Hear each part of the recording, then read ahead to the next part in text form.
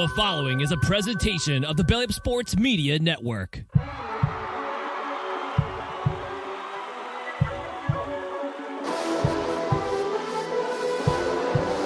ball sends it over to Edward. Robles, go! InsertName FC!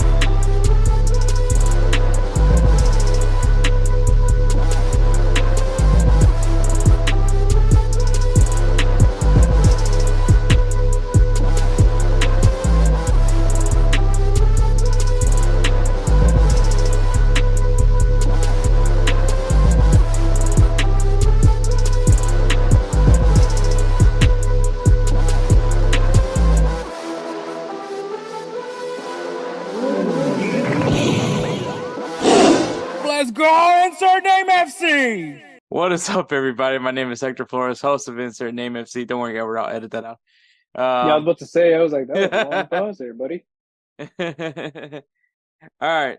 Obviously, I'm back from El Salvador. And as you heard, obviously joining me as always is my best friend and the other host of the show, Edward Robles. Hey, how's it going, guys? But yeah, so obviously you guys know we took a week off because I was going to El Salvador to go see some family, and also another thing was just I needed to clear my mind to try to kind of really get what my next move is going to be after obviously getting released by the Houston Dynamo. So I definitely needed that time away to like really be able to think. So I went with my uncle to El Salvador. The main purpose was to go celebrate my aunt's 70th birthday, but while I was there, I got to enjoy some sights. Went to a very touristy beach called La Playa El Tunco, which I mean it's pork beach, I guess you can say, is the translation. Stump Beach, maybe? La Tunca? El Tunca? La Tunca? El Tunco? El Tunco. Isn't that a pork? It's pig. Honestly, thought it meant like stumpy. Like you were missing a limb or something. No, Playa El Tunco is because there's like a rock formation at the beach that resembles a pig. Because Tunco also translates to pig also. Words can mean multiple things in Spanish. That's one of the things that makes Spanish so much more complicated than it could be. We don't help ourselves in this language. But I went there, went back to my grandma's old ranch, stepped on a lot of cow shit. So that was enjoyable, especially when you're wearing all white shoes. So what happened was that my uncle, I don't know what happened. I really don't know what happened. And like, not necessarily my uncle, but my uncle's wife, she's been constantly, the majority of the trip is just her seriously still replaying the whole events in her head.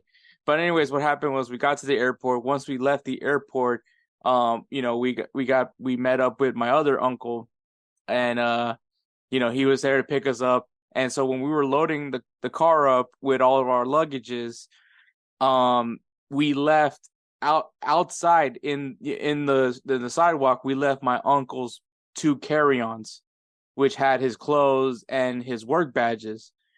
If you got, I'm not gonna put my uncle's personal stuff out there, but so my uncle's carry-ons that had his clothes in there for the trip.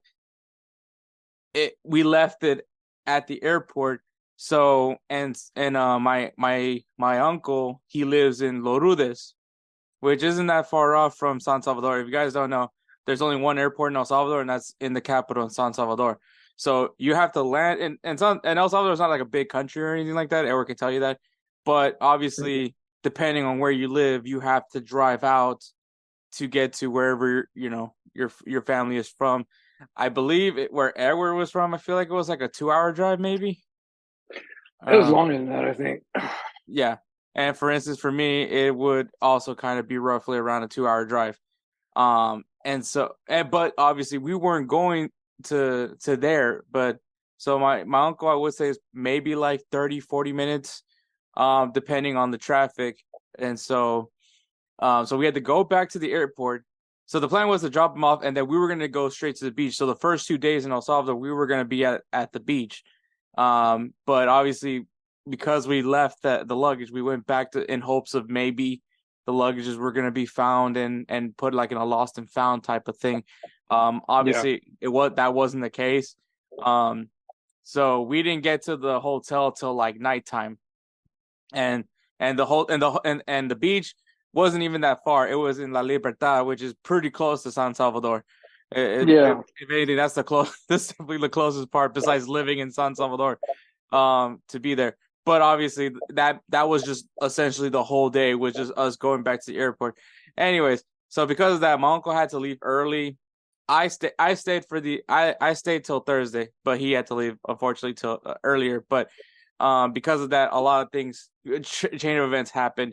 But obviously, luckily, it wasn't anything essential besides his work badge. That's probably like the only thing that was like a kind of a really bad the tough loss. But like clothes, I mean, that's easily replaceable. I mean, depending on how you feel. But yeah, so that happened, and then the rest of the week, the rest of the trip, I feel like went smoothly. I don't think there was any real other hiccups that happened, aside from what happened the first day, and also, you guys didn't know this. Edward maybe had known this, but so I ended up getting plantar fasciitis on my right foot, kind of just because of I was obviously working in soccer, and it's a very common thing that happens when you're having to wear cleats majority of the day, for your for work. If your body's just not used to it, it's gonna happen. And it's not even so much so just a soccer issue. It happens anywhere if you're just on your feet a lot. Most jobs that plantar fasciitis is something that's very common. So, I was just rolling my foot most of the times. Actually, funny enough, most of the time recording this podcast, I would actually I'd be rolling my foot as we're doing the podcast. Obviously, you guys can't tell because this is all you see is my face on the audio on the visual recordings now on YouTube. Please subscribe. So like, but yeah, so I've been rolling my foot. Obviously, as Edward could tell you, most Hispanic parents, when they see their child is in pain, which I wouldn't say I was in pain, but obviously there'd be days where you could tell I was limping. Well, except for that really one big night where I worked the Dynamo game and I just couldn't walk at all. So it could be like a little bit of pain where you can kind of handle it, or it could go like a billion and you can just barely walk. But that's if you're like really like stressing your foot. The second time that I've ever like been close to that was when we decided to have a staff soccer game on the first team practice field. I knew when I decided to play the game, the pickup game, that my foot was going to be really bad after that. But how often do you get to play a pickup game on a professional soccer team's training field? I mean, right? Yep, that's true. So I mean, I took the advantage of I took a chance at it, but like I said, I wasn't as severe as that one time. But like obviously, my mom didn't like that, and she was right. I'm not saying that I my mom's wrong for this, because she had a reason. Like I was just trying to be dumb and maybe just tough it out. And so obviously, if you guys don't know, people do tend to go to El Salvador to take advantage of the healthcare over there, because it tends to be a lot cheaper versus getting it done here in the US. It's like Mexico. Like, a lot of people do that. Yeah, I feel like that could be for any country. Honestly, maybe in Latin America, maybe like in like Asia, probably is pretty similar. But I know for sure, like in Latin America, that tends to be the common theme. So I didn't even spend $80 for the whole thing, and it was just, I think it was like $30 for the consult, $25. I had to get a steroid injection on my foot, which is great. I have no pain now. I feel nothing. So like I literally I can walk with no pain, and it's great. So, but that's good. Yeah, and so that, and then the medicine was like $18. So literally, I probably didn't even spend $70 from that. So Did they do an MRI on you? nothing. They just no. So the doctor knew immediately what I had. I was like, it was funny too because I was like in a conundrum where I was like, I do not know how to explain this in Spanish. I just knew I had plantar fasciitis, and I barely learned how to say that thanks to the training staff over the athletic training staff over at the Houston Dynamo. But I did not know how to say plantar fasciitis. Actually, I think I said plantar fascias at one point. But so I was like, oh my God, how am I going to explain to this guy plantar fasciitis? And so I remember, and funny, if everybody's kind of catching on, clearly the word's in Latin. So, so I remember looking at a doctor and I was like, mira, es que yo no sé cómo decirlo en inglés, en español, pero todos me dicen que se llama plantar fasciitis. And he's just like, oh, plantar fasciitis. And I'm just like, oh, okay. So I guess this is, so, so this the word translates. So that's great. But yeah, I knew going in there that I was probably going to get a shot on my foot. Just because Edward knows I have great luck when it comes to shots. Bro, didn't you have to do a shot on your big toe as well when you had to get a shot on my big toe? Yep. I used to have a keloid in the back of my head, so I used to get shots there too.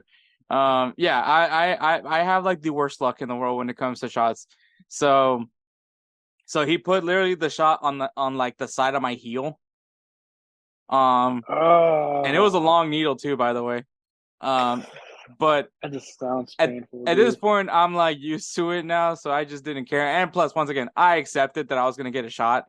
But what was funny was my uncle was more in pain than I was, because I didn't look. Obviously, like the one of the things that I will tell you, I don't look at the shots. Like if I donate blood, I don't look at my arm getting like blood getting taken out of my body or anything like that. I just don't look.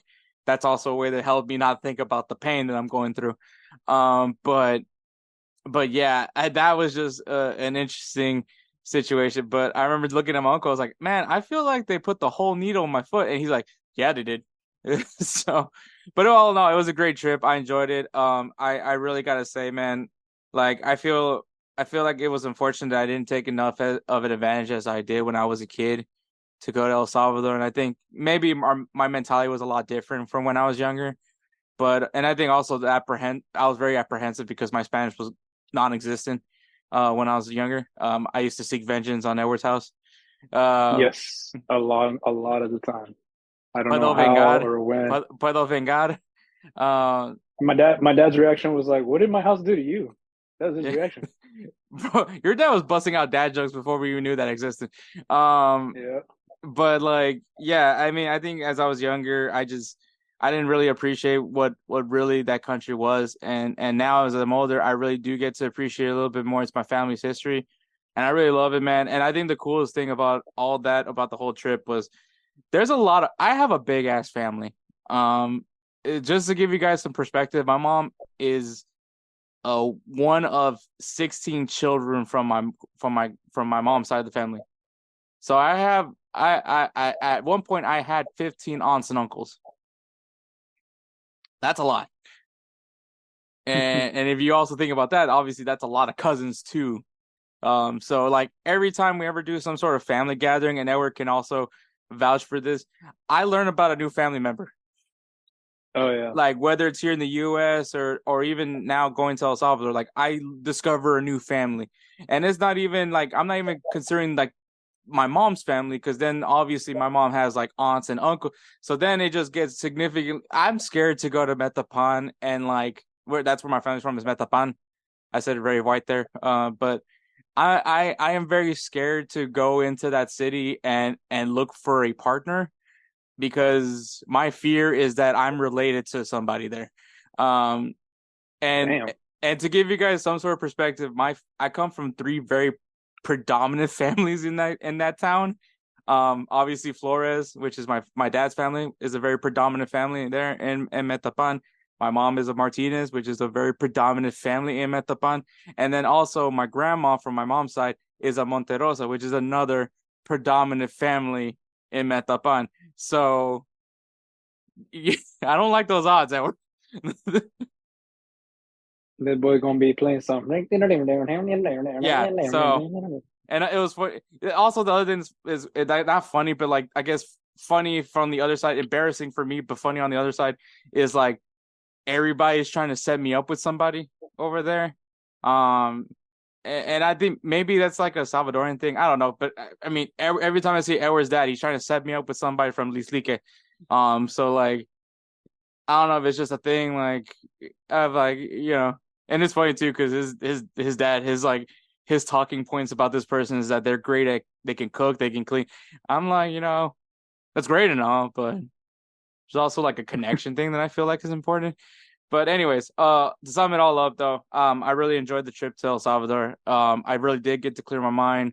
And so now I'm back here. I'm ready to be back and tackle on, this next adventure for me, whether it is back in sports or whether I'm, working a basic 9 to 5, So I think one of the hardest things that, even though I joked around a lot about it, is just I did not really accept the fact that I got released by the team. And it was more so because of the fact that I felt like I was doing good work and a lot of people praised me. So I think it was a very confusing thing where it's like, I get to work my dream job. Edward can tell you this was like the dream destination for me, like everything that I would want. It's a job that I wanted to always do. And then two, I got to work for the Houston Dynamo, which was like amazing for me. It's the club that I grew up watching here in being from Houston, representing my city. And so I think I found it, and this is the reality of sports, man. It does not matter. Like people are gonna get fired for anything, and there's no explanation needed.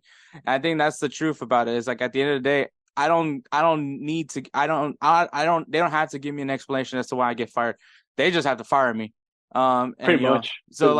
Once I really accepted that, I think that that's what really helped. And I really appreciate, all the family that gave me some sort of word of advice, a lot of knowledge, obviously from everybody in El Salvador, and a different perspective as well. And so I think I always knew that. I think I just needed to get away and really understand that. So that's what I appreciate the most from the trip of everything. It just finally gave me the clarity that I just really finally needed to accept what it was. And now at this point, it's in God's hands. That's when I know if you're not very religious, I understand that, but obviously, and I'm not really religious either, but I do believe in God. I mean, at this point, if this guy wants me to go back in sports, it'll appear. That's right now where I'm at. Right now, I just need to get a job. So, I whether it's back at working at a warehouse, whether it's cutting grass, like at this point, I just need to get a paycheck in. You know what I mean? So yeah. So that's everybody wishes you the best. No, yeah, for sure. I know that, and I think that's also the really cool part about, like I said, like my family is huge. And for some of them, they have never met me.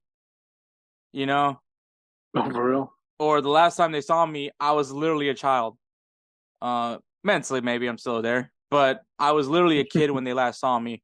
Or, it like, to sum it all up, it's always been years since they last saw me. And so for them to like, and that was the thing that I found like really cool, was just the fact that I never felt like a stranger. I never felt like I wasn't supposed to be there. They welcomed me in with open arms. All they knew is I was related to them, and they we went on with it. It was really cool. It was so great. I met some really cool cousins. I had some realizations that I'm an uncle to a lot of kids, like a lot. You're just finding that out now? No, it was just like figuring out like my relation to certain people. So like, my cousin Estela, she has obviously a son, and so he brought a girl we had this cookout going on, and he brought this girl, and I was actually trying to give him his space, because I know how it is especially when you're a teen. Yeah. And so I don't know, I don't get this about teenagers, man, but like, why do you guys hang out by the bathroom?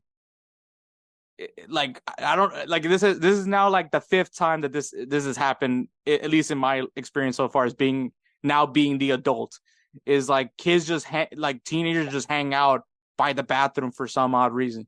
And I really needed to be. I was like 5 Pilsners in. If you guys don't know, Pilsner is like the local beer in El Salvador. I've already like 5 Pilsners in, man. And I really needed to pee. I needed to break the seal. So, and they were just hanging out right by the bathroom. So I was like, God dang, is either I go find a bush, which was actually probably a more reasonable option, or go there. But, I really needed to pee. So I got there and he had to stop me and that's the other thing, formalities, you got to introduce people to everybody. And so so then he looks at me, he goes, oh, this is Hector. And he looks at me, he's like, what am I to you? And I was just like, and I started thinking, I'm like, well, you're my cousin's child. And this is where I'm really confused because I sometimes still don't understand what actual title that is. I've heard second cousin, I've heard other cousin, I've heard uncle. And most of the time they just call me uncle. Like that's where we're at now. But yeah, so I was like, good God, I'm this dude's uncle. And he's like 19. So I'm like, once again, my mom is kind of like in the middle of like the 16 kids. So like there's going to be kids that are a lot older than me that I'm going to be uncles of too. Actually, as a matter of fact, I think I am an uncle to somebody older than me. So, which I mean, Edward's used to it. Edward's been an uncle since he was like 4. So, yeah. So that's how I'm like, oh, okay. I'm just like, he just doesn't have 12 brothers and sisters.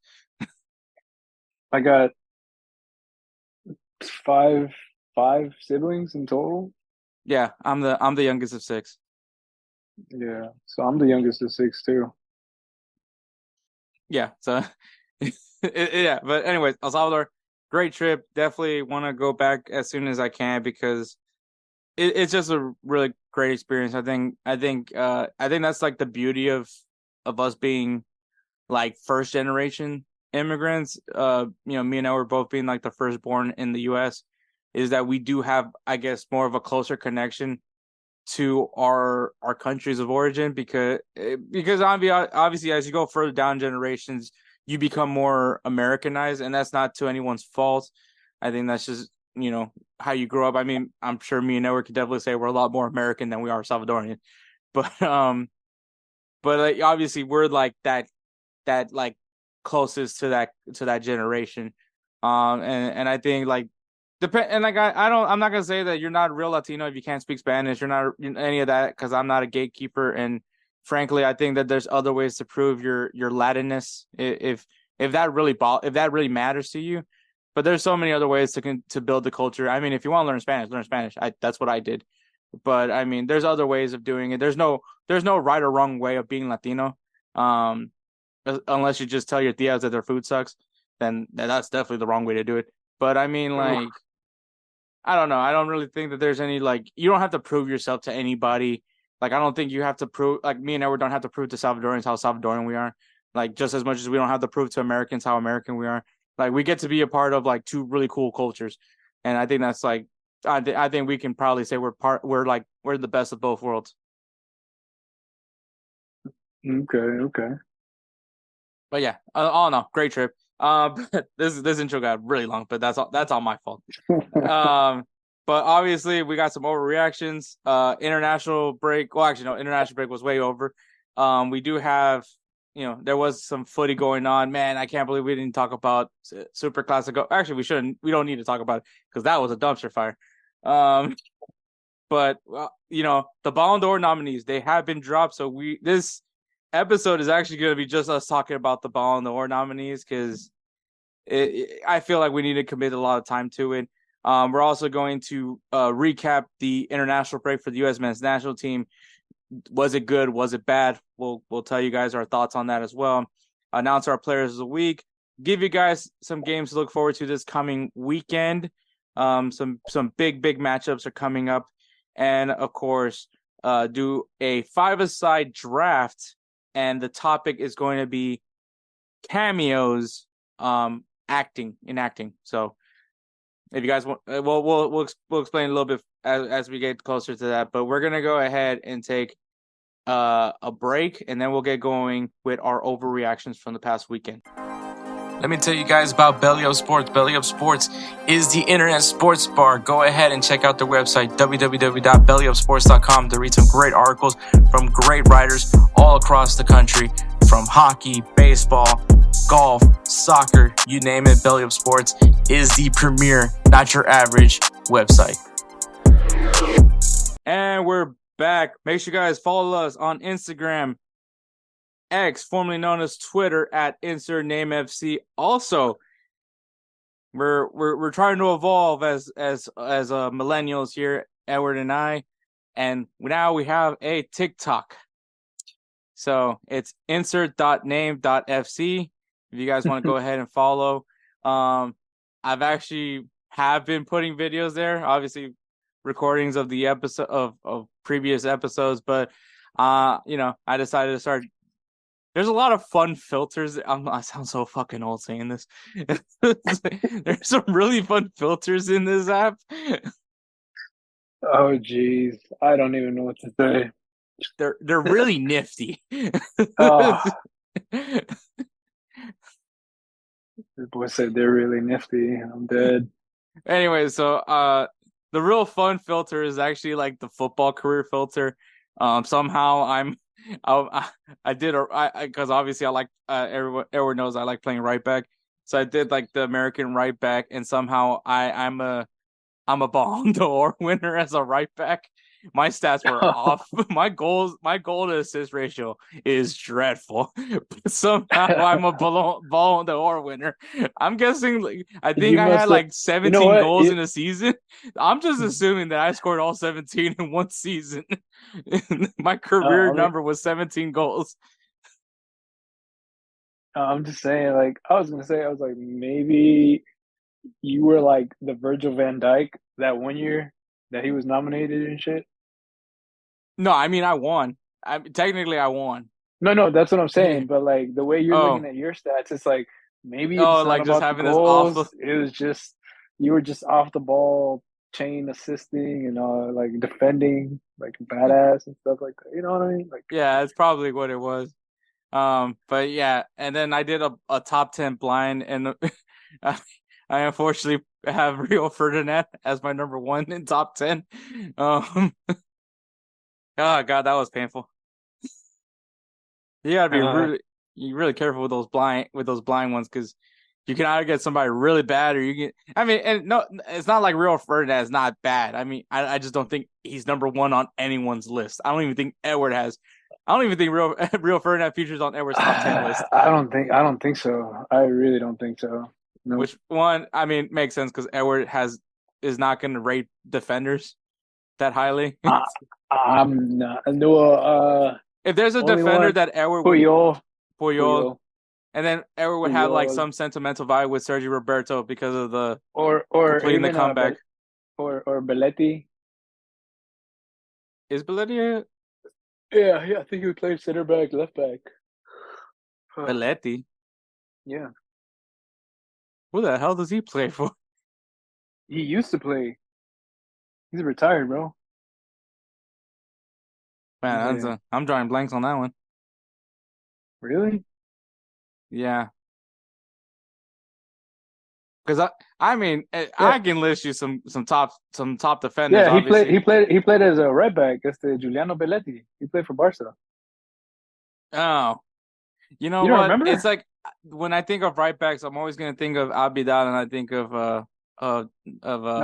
he played left back. Right back would be Dani Alves. Basically, he was like Dani Alves is the one I'm always gonna like when I think of back then Barcelona. Even though Dani Alves didn't he wasn't like really back then Barcelona, but he did pop up. Back then it was it wasn't Maxwell.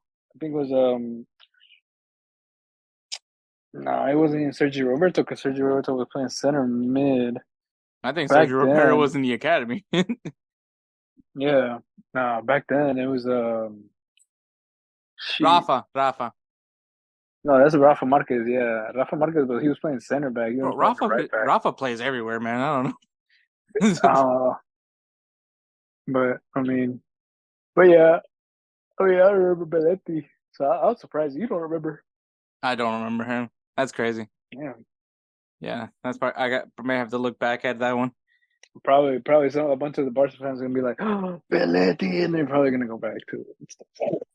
Yeah, Gabi Milito was a good center back too. He would have been if Puyol retired and Milito would have stayed, even though I think Milito probably retired before Puyol. Um, then that would have been cool. Like if Milito somehow was like younger and he was like a next up and coming, because he I'm. was like literally Mm, like Puyol, but on the left side, on the left yeah, center back side.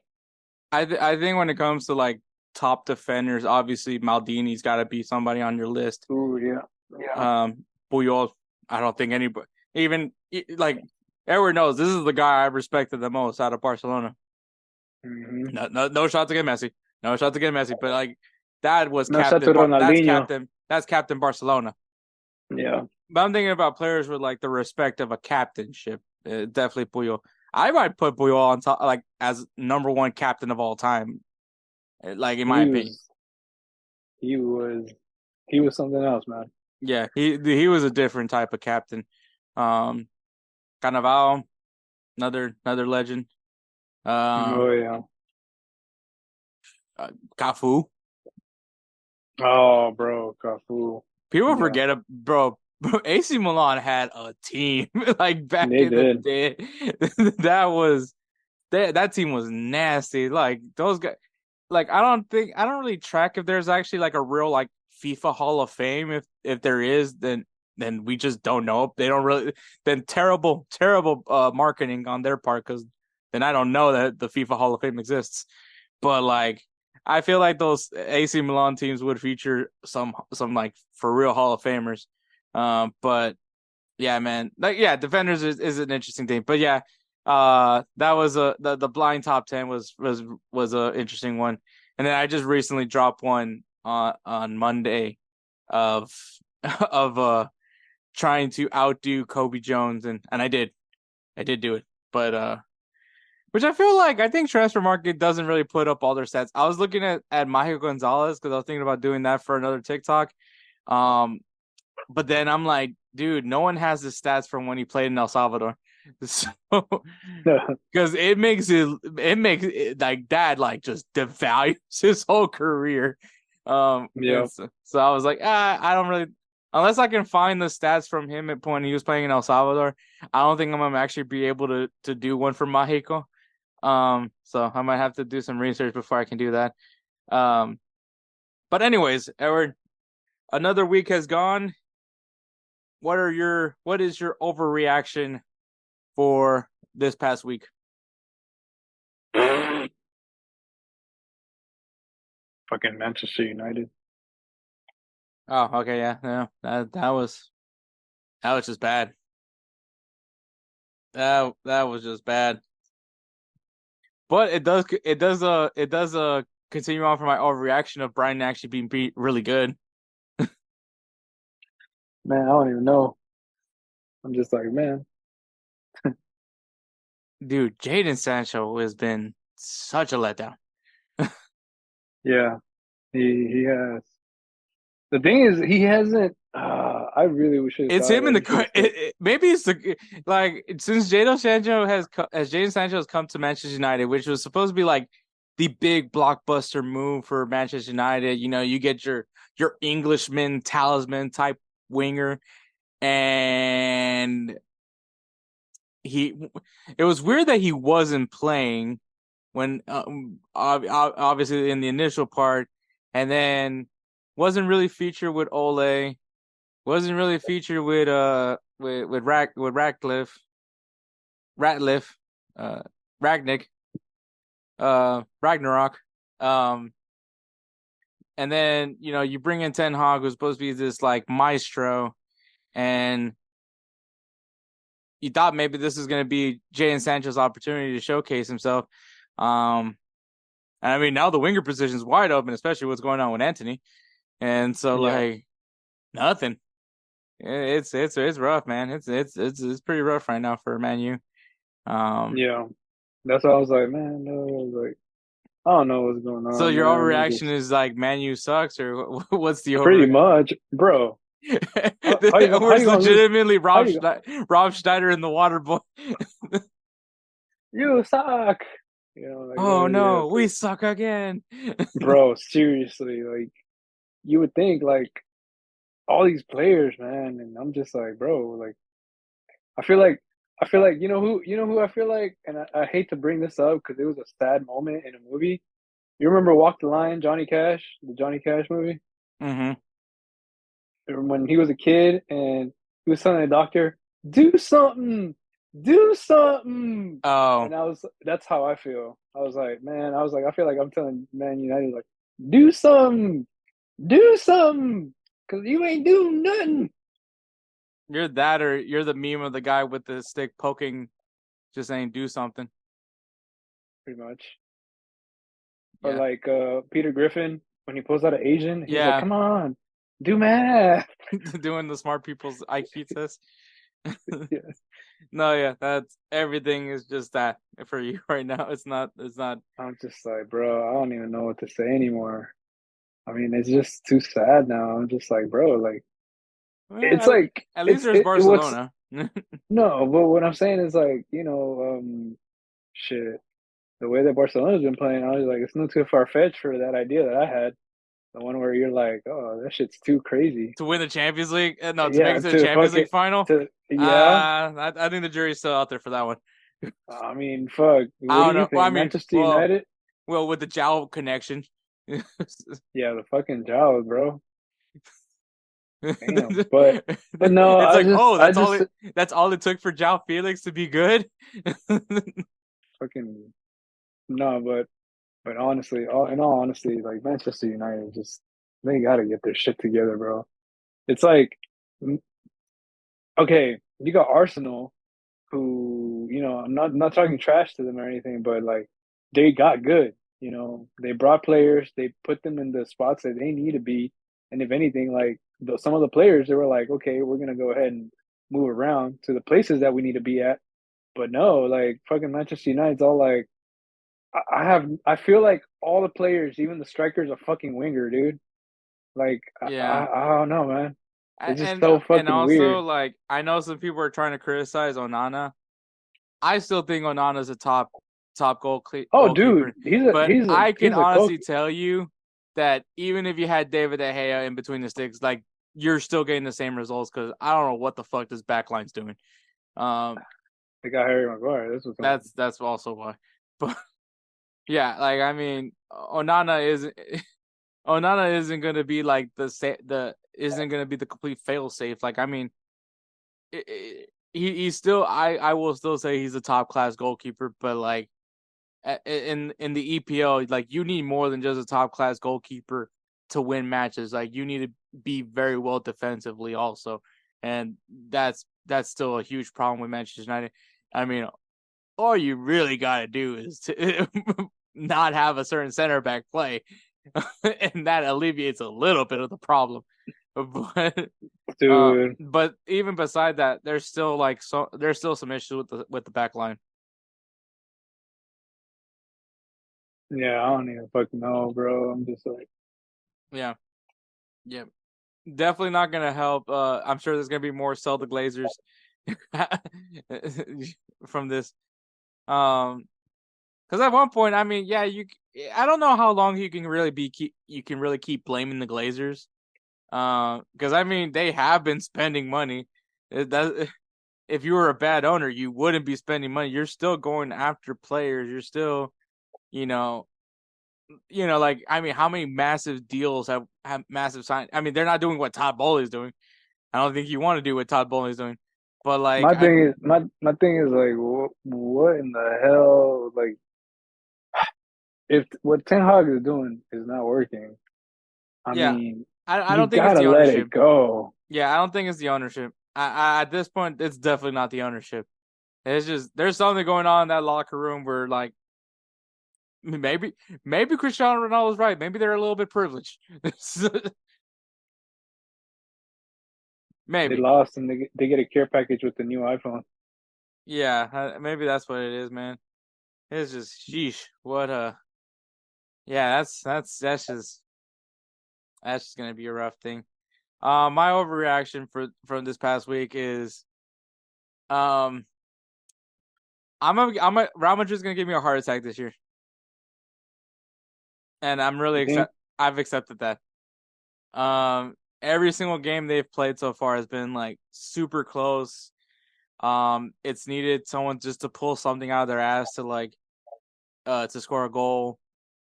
This past week they were down 1-0 to Real Sociedad. Valverde just gets a shot. It went in. I mean, who knows if it bounced differently on that on that post, maybe on that goal post, maybe it goes a different direction, but luckily it went in for the equalizer. And then obviously Fran Garcia is able to get a good crossover to Joselu to score the winning goal. But it is, once again, I do 100% believe that it is because the lack of a 9. Yes, Vinicius is off because of an injury. But even when Vinicius was on the field, I'm just not a believer in the 4-4-2 diamond. I just, there's no way you can sell me on this formation. It does not benefit this team at all. Because I mean, this team is still like top quality. This is like, one of the best teams in the world, even with Joselu. But like, yeah, like this, they need to at least try the 4-3-3. Like, at least try it, because I mean, Joselu can put things in the back end. And I never say he couldn't do it. I just know that he's not the 9 for Real Madrid for years to come, is what I was saying. And obviously, at this point, I don't even care who's going to be the next number 9. Like, if it's Mbappe, great. If it's not, just go get somebody, because I really don't know how long I can handle this. But Real Madrid is going to win a lot of games, but it's gonna be a lot of tight ones, unless they're just gonna be a class above about the team that they're facing. But when it comes to like these really competitive matches, Real Sociedad, I honestly thought for a good chunk of the game they were the better team. So yeah, like I said, this team's gonna give me a heart attack this season. Damn. Okay. Can they still win the La Liga? Definitely. But I mean, like, it's just, I don't know how many close matches how many close calls, how many times Jude Bellingham's got to pull something for the team to keep going. Also, by the way, another overreaction: Jude Bellingham could win the Ballon d'Or if everything goes in Real Madrid's favor, because he is carrying the team. He's trying, man. He's trying. Which I'm so happy that he is, because I mean, like, the fact, I mean, calm down, people. Someone already said, like, dude, he's playing like Zinedine Zidane. Calm down. Let's calm down. It's a big if. Let's calm down. Let's not compare him to any legends. But yes, I am. I'm still more and more happy every single day knowing that Jude Bellingham was on the team. Yeah. Ironically, I ended up buying him for my Barcelona team with Phil Foden in the middle. So, Nice. Yeah. Also, I'm going to throw one more overreaction, and this is from the international break. El Salvador is going to forever be fucked. It doesn't matter who you put as coach. It doesn't matter if you somehow manage to get Pep Guardiola to come to El Salvador. This team is forever going to not be good. Because the federation is god fucking awful. And until they improve the federation, until they finally improve the resources for the federation, this national team isn't going to get any better. We have literally saw them get outclassed by Guatemala and Trinidad and Tobago. It is not getting any better. If the football federation in El Salvador wants to get better, just like the country has gotten better, they need to do better with it starts with the federation. The players are bringing you at least some quality. The coaching staff is doing what they can. They're working with what little they have. And at this point, like I said, it doesn't matter who you bring in as coach. You can somehow get Jose Mourinho. You can somehow get Pep Guardiola. El Salvador isn't going to be a good team in CONCACAF. El Salvador is getting passed up by Guatemala now. Like Guatemala, who for a good chunk of time wasn't even ranked in FIFA. like that team has done wonders with their federation, and they were the biggest surprise in the last Gold Cup. Like they did I was impressed. I was rooting for Guatemala at one point. Like like everyone loves a good underdog story, and that's what they gave us. And like basically what Guatemala is doing right now is what everyone thought El Salvador could possibly be doing, and they're not. And it starts with the federation. So that is my overreaction. That I can give two shits who becomes the next coach of El Salvador. They're gonna just get fired in the next coming year, in the next whenever the federation gets frustrated with them as well. Also, to be fair though, Hugo Perez did call him out on the press conference. So yeah, that's definitely one way to get fired. Okay.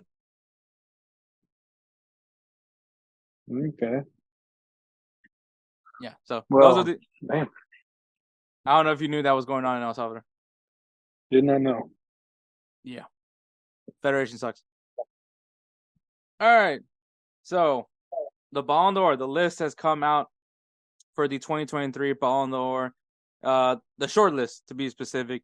So obviously, every single time that the short list has dropped, me and Edward look at the list and then we dissect it.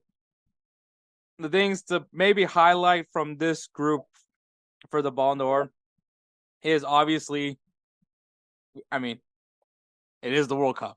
The World Cup is going to be featured on this Ballon d'Or list. The last time a Ballon d'Or was also around the time of a World Cup. Luka Modric was the one that won it. Mind you, he did also have an amazing year with Real Madrid, where he did win the Champions League. I believe he won La Liga as well. And then, made it as a finalist for the World Cup. Didn't win the World Cup, but was in the final. And, while everyone found that very, very controversial, I didn't. One, because once again, Luka Modric is up there with N'Golo Kante as like a player that no one can hate on. I think they're just lovable guys. Also, funny enough, they're both short. But yeah, I think that the World Cup is going to be a huge decider on who's going to win the Ballon d'Or this year. Edward, do you agree or disagree with that? I'm honestly on the fence on that, to be honest. I don't really. There's people that are saying, even I don't agree with that, but there's people that are like saying that Messi should win it, and I'm just like, I was like, yes, he won the World Cup, but I don't agree with that because like they're still club level, there was still a lot of stuff that he could have done. He didn't get to perform at PSG. Now he's at Inter, and it's like Inter Miami, and it's like, which Inter Miami will not affect at all because obviously now they go by the year. They don't go by they go by the season. So they go by the season now. So that the Inter Miami is not going to have any impact on this Ballon d'Or. But yeah,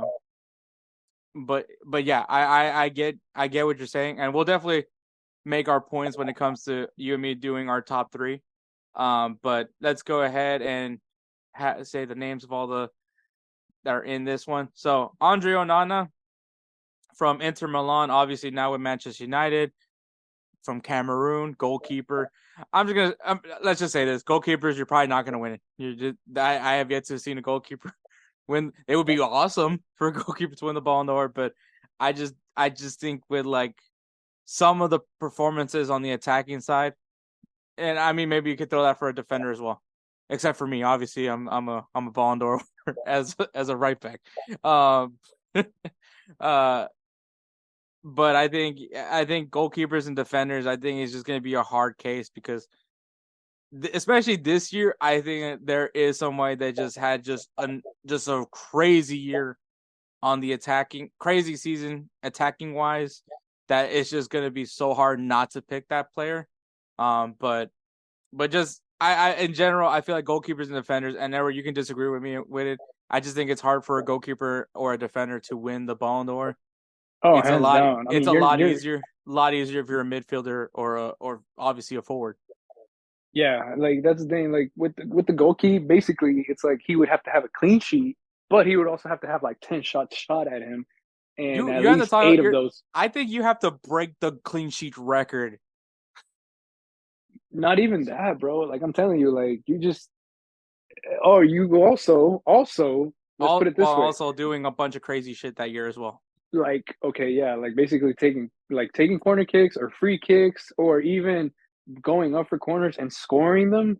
Like that would be something that they're like, oh, like crazy shit, like fucking trying to score. Like let's put it this way, instead of like just kicking the ball all the way from the back, goalkeeper goes and jukes and everything goes all the way to the mid and then shoots it and somehow it goes in. That would be like goal of the year kind of shit, You're talking about like you got to be Jorge Campos level. Pretty much, bro. Dude, Jorge Campos, if he did what he used to do, like let's put it this way, if he's playing now and he does the same thing like he used to do, he would be a Ballon d'Or winner. Because remember, even when he was a goalkeeper, the dude would go up as a striker, and when he was playing striker, he would then change his shirt and go and be the goalkeeper. Yeah, that guy was a different breed. That's what I'm saying. Yeah, like I think for a goalkeeper to win, kind of like what we're saying, like you just have to do like a lot.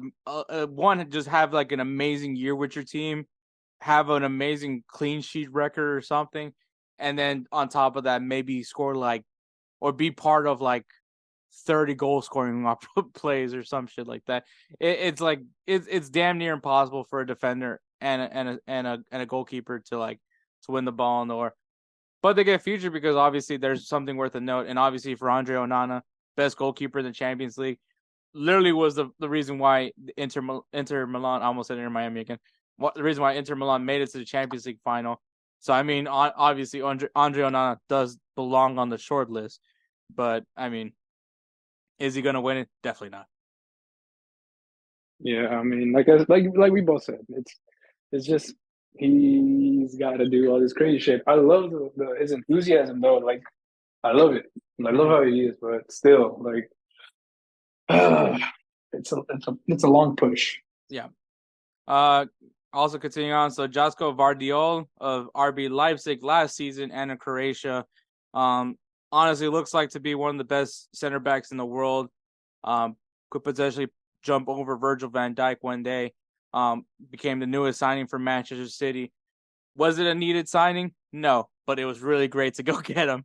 So, but once again, same thing with defenders. Also, the thing with him is Croatia, great run, having another great run in the World Cup. Obviously they fell short, a lot shorter than they did in 2018. But obviously great run. He was definitely a big factor for them. RB Leipzig, unfortunately, didn't have that great of a season. So, but still, there's a reason why he's on this list, and that's because of him being just a high potential center back. Moving forward, all right, continuing on. Karim Benzema, Real Madrid, France. Obviously, didn't play with France in the World Cup because of injury. I would say so. I'm surprised that he's actually. I'm not surprised and surprised at the same time because when he was healthy, obviously Benzema was a big contributor to the team. Definitely, you would say it was a down year, but I think it was because of him just dealing with injuries. So I mean, but Karim Benzema is going to be on that list. Jamal Musiala from Bayern Munich in Germany. I mean, you're gonna have a Bayern Munich player featured on here. Maybe not the best season for Bayern Munich last season. Germany, I would say pretty decent World Cup. Okay, World Cup, I guess. I don't really know how to feel. I think there's a certain expectation. Let's put it this way: they had Bayern Munich and Germany. They had a meh season, meh year.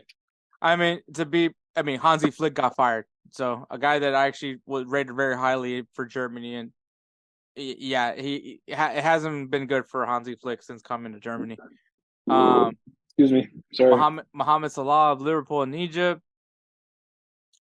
I mean, like I said, not a great year for Liverpool. He was probably the only highlight for Liverpool last season. Jude Bellingham, Borussia Dortmund. I don't know why they mentioned him for Real Madrid. This is we're only looking at last. Jesus Christ, I'm turning Texan now.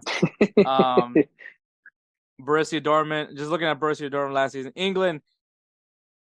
not a bad World Cup for England. It wasn't great. It wasn't terrible, but it wasn't great either.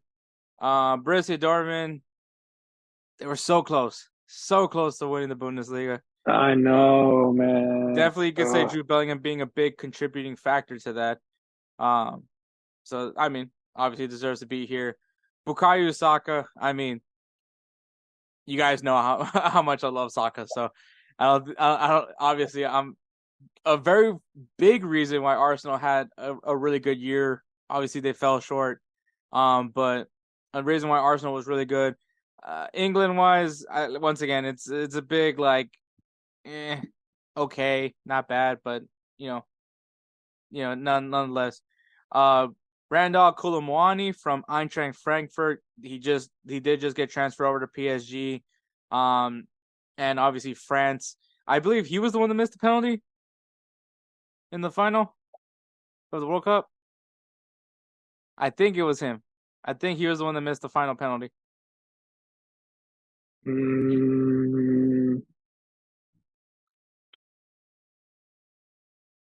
But was he? I don't know. He had a really good year for Eintracht Frankfurt. I know that for sure. But yeah, so and obviously did so well. He was able to go. He's being viewed as Mbappe's successor over at PSG. Kevin De Bruyne. I mean, Manchester City. Treble. Finally get the treble. Finally win the Champions League. Everything that you want.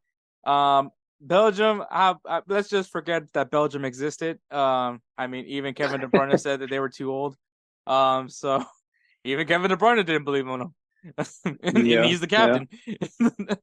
I think he's the captain. I could be wrong on that one. But yeah, Kevin De Bruyne definitely belongs here. Bernardo Silva. Once again, everything that I said about Manchester City, you could go ahead and repeat what I just said about Kevin De Bruyne. Portugal, looked better with Cristiano Ronaldo not on the field. So, and Bernardo Silva is definitely a reason for that. So obviously that's why he's here. Emi Martinez, man. Obviously, you guys know I have a soft spot for Emi Martinez. But once again, he's goalkeeper. El Dibu. Huh? El Dibu. El Dibu. Yeah. Aston Villa. Okay season. Obviously, he's probably most likely highlighted here because of Argentina. Is he gonna win the Ballon d'Or? Probably not, but it would definitely be hilarious to see him try hump it. He'd probably do something else with it, man. So definitely an energy guy, but I love it. Yeah, definitely love it. Probably not gonna win the Ballon d'Or, but I love to see him there. Kavicha.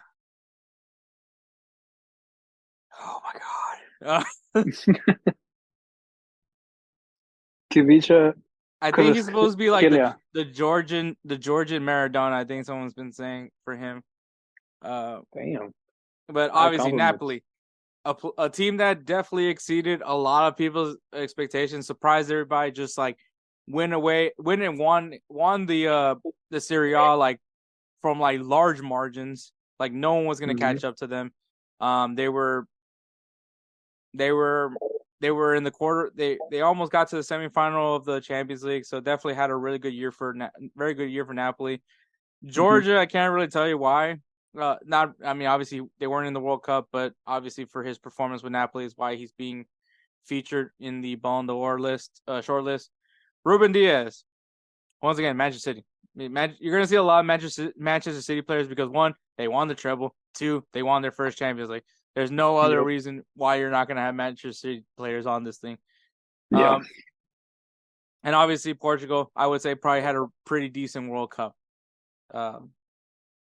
I think you could say anybody had a decent World Cup if you weren't in the final. Yeah, pretty much. Nicola Barella, Inter Milan, Italy were not in the World Cup, but Inter Milan did make it to the final. So, we finally had an Italian team back in the Champions League final. And Nicola Barella is definitely one of the highlights over there in Inter Milan besides Andre Onana. Erling Haaland, everything about Manchester City, you could already say for him. But we also got to mention that this guy broke the record for most goals in a season in his first year in the Premier League. Yep. So, And that's saying something. That's saying something. some people will argue that he did not perform in finals, but still, the guy had a record-breaking season. When a lot of people thought it was ridiculous of the idea that the man who has dominated in the Champions League before coming to Manchester City would somehow not be able to dominate the English Premier League. But that's definitely why Erling, and once again, Manchester City player, he's going to be on this list. Yassine Bonu of Sevilla recently just went to Al Hilal, but obviously, I think why he's being more noted for is for Morocco, because Morocco was also the team to watch in the World Cup. A lot of people were hoping that they would actually go to the World Cup final. Unfortunately, they had to take on France, but Bonu had an amazing performance as a goalkeeper. Sevilla did win the Europa League, if you want to rate that in any way. But really solid goalkeeper. Interesting that he did go to Saudi Arabia, but hey, go get that bag, buddy. So that's why he's there. Martin Odegaard from Arsenal. Obviously, Arsenal had a year that no one thought was going to happen. So that's why he's there. He's definitely a big. He's the captain, so great person to have. Julian Alvarez, I think, is the one that can have the best of both worlds, as he won the treble with Manchester City and then wins a World Cup with Argentina. Was he a huge contributing factor for Argentina? A little bit up in the air, depending on how you view it. Definitely a lot more helpful than Lautaro Martinez, I'll tell you that much. Ilkay Gundogan, man, I hope he recovers from his injury, Edward, by the way. Yeah, hopefully. But obviously just recently was with Barcelona. But, if anyone could say an amazing complete season for a player, I think Gundogan's matches, because that dude was just clutch for them in some real crucial moments in their, I think it was the FA Cup that where he came up big. Obviously Champions League maybe a little bit quiet, but the FA Cup performance that he had, I definitely remember for Gundogan. But obviously also with Germany in the World Cup, so we'll see what happens with him. Vinicius Jr., Real Madrid and Brazil. I feel like I don't want to say it was his best year with Real Madrid last season. I feel like the year when Benzema won the Ballon d'Or was probably one of his better years. Nah, I think because the thing is Benzema, and I'm not trying to say he was being overshadowed by Benzema. It's just right now Vinicius gets to show off his individual skill now. He doesn't have to just run the wing and pass the ball to Benzema. Right now, true. it's like it's his year right now. That's true. Last season I think was more about, especially because Benzema was out with injury, where you had Vinicius having to step up and be more of a contributor to the team. So I know what you mean by that. Yeah. But yeah, Vinicius, and obviously was also with Brazil. Lionel Messi, PSG. Well, we all know about the booing. So. I already said it myself. I said it already. I already said my piece with it. Like, he did as much as he could with PSG. Wasn't enough. He couldn't get them the Champions League. But all in all, it's just Argentina basically taking them to the World Cup, winning the World Cup, and just and contributed in the World Cup.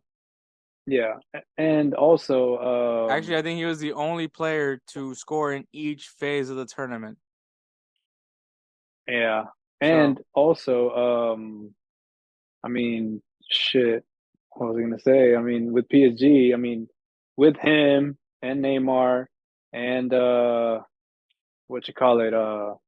Mbappe, like them three, they won the league, Ligue 1, but you can't take away from it, but at the same time, you can't really put that one up there.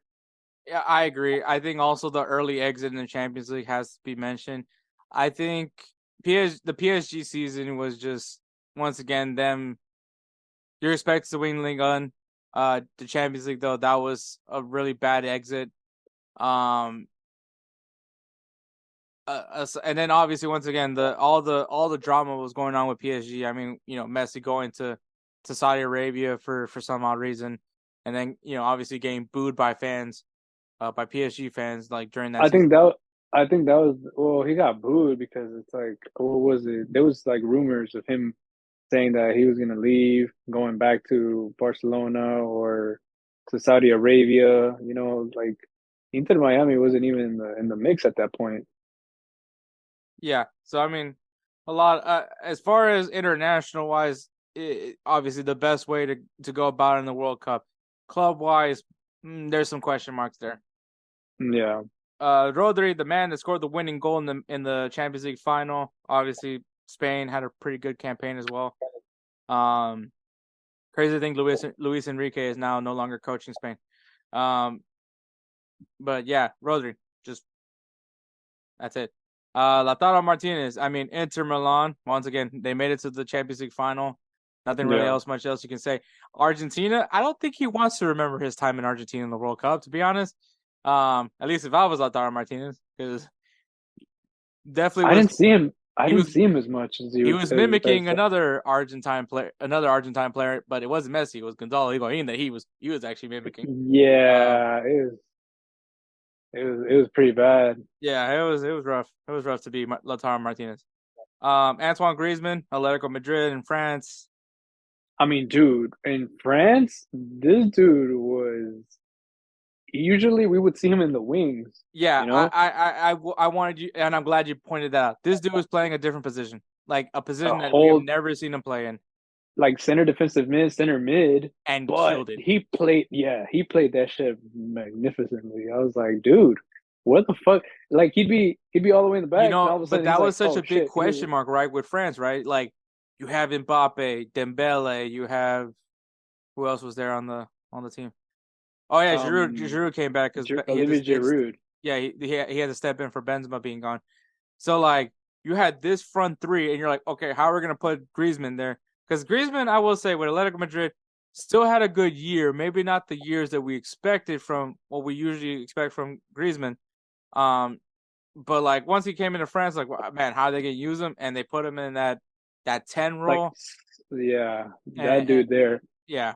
Honestly, he was the reason. Like I want to say, he was besides Mbappe, he was the reason why France made it that long because he would make these crazy ass passes, like thorough passes. He basically played that Messi role, like where he would just find that weird ass vision where it's like going through all the defenders and shit, or he would fight for the ball. You would see him running up front, and then they would lose the ball, and all of a sudden he was running back, and then he was like right there.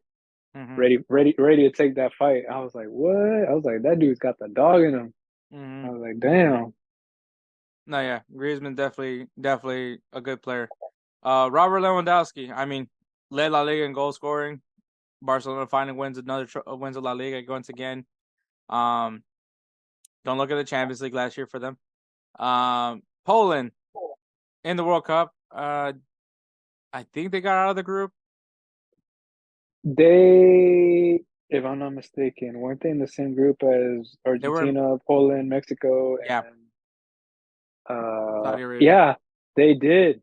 Argentina and Poland were the ones that came out of it. Yeah, that's right. That's right. Mexico did not advance. They got eliminated. That's right. Yeah. How did I forget Mexico did not make it out of the group? Yeah. How did I forget that? But now I remember. I remember that now. But yeah, Robert Lewandowski. I mean, there's a reason why they call Lewandowski. God, that is cringy just saying that. But yeah, Lewandowski. Yeah, just sounded like a very bad dad joke.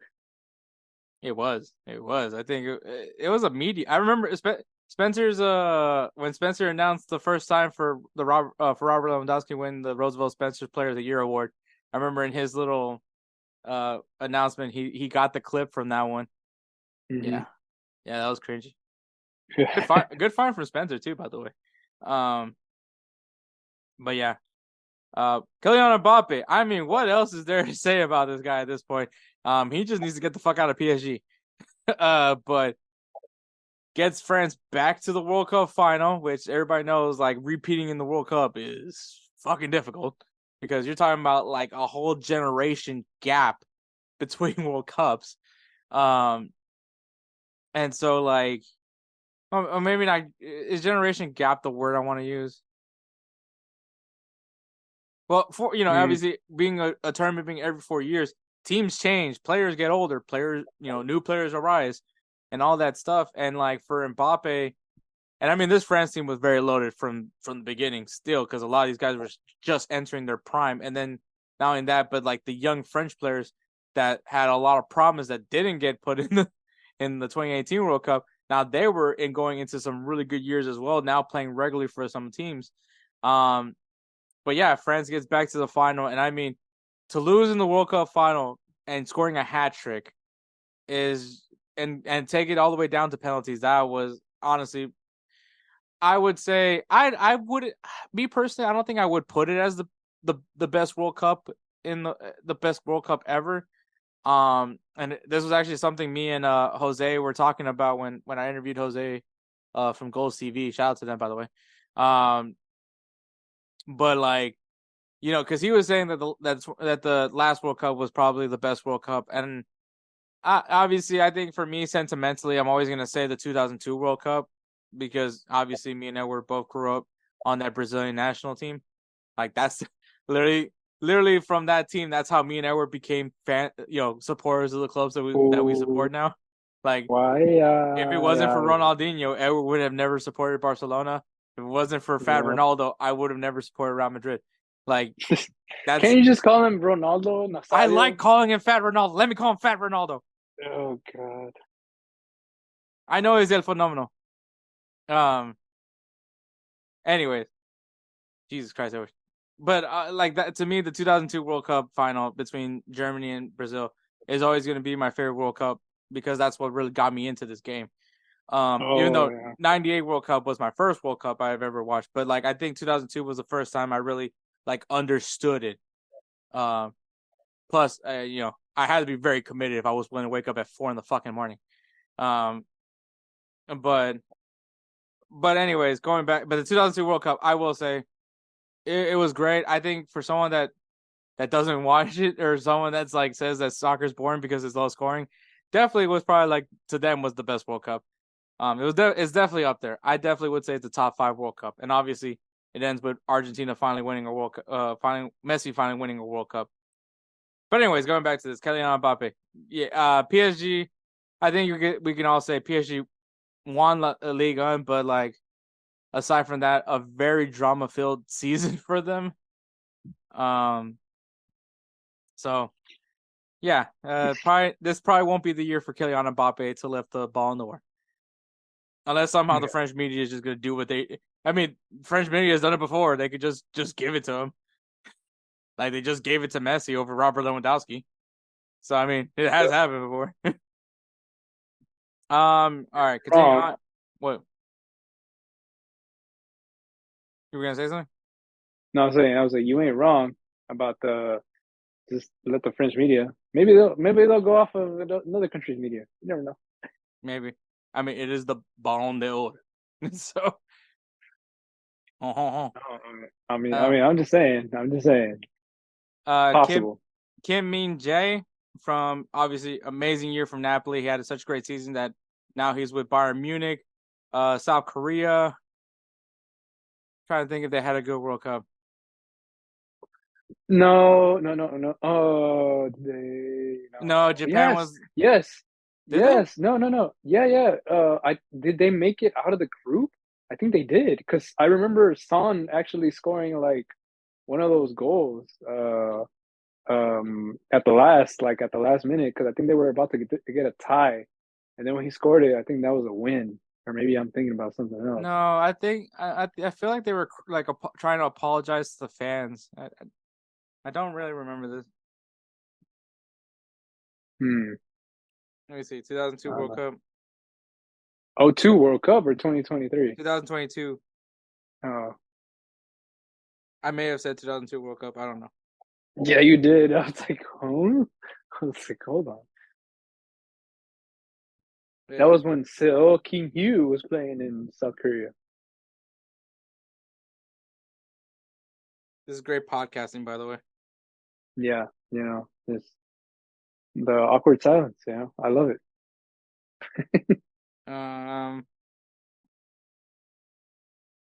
Yeah. Oh yeah, South Korea did come out of the group.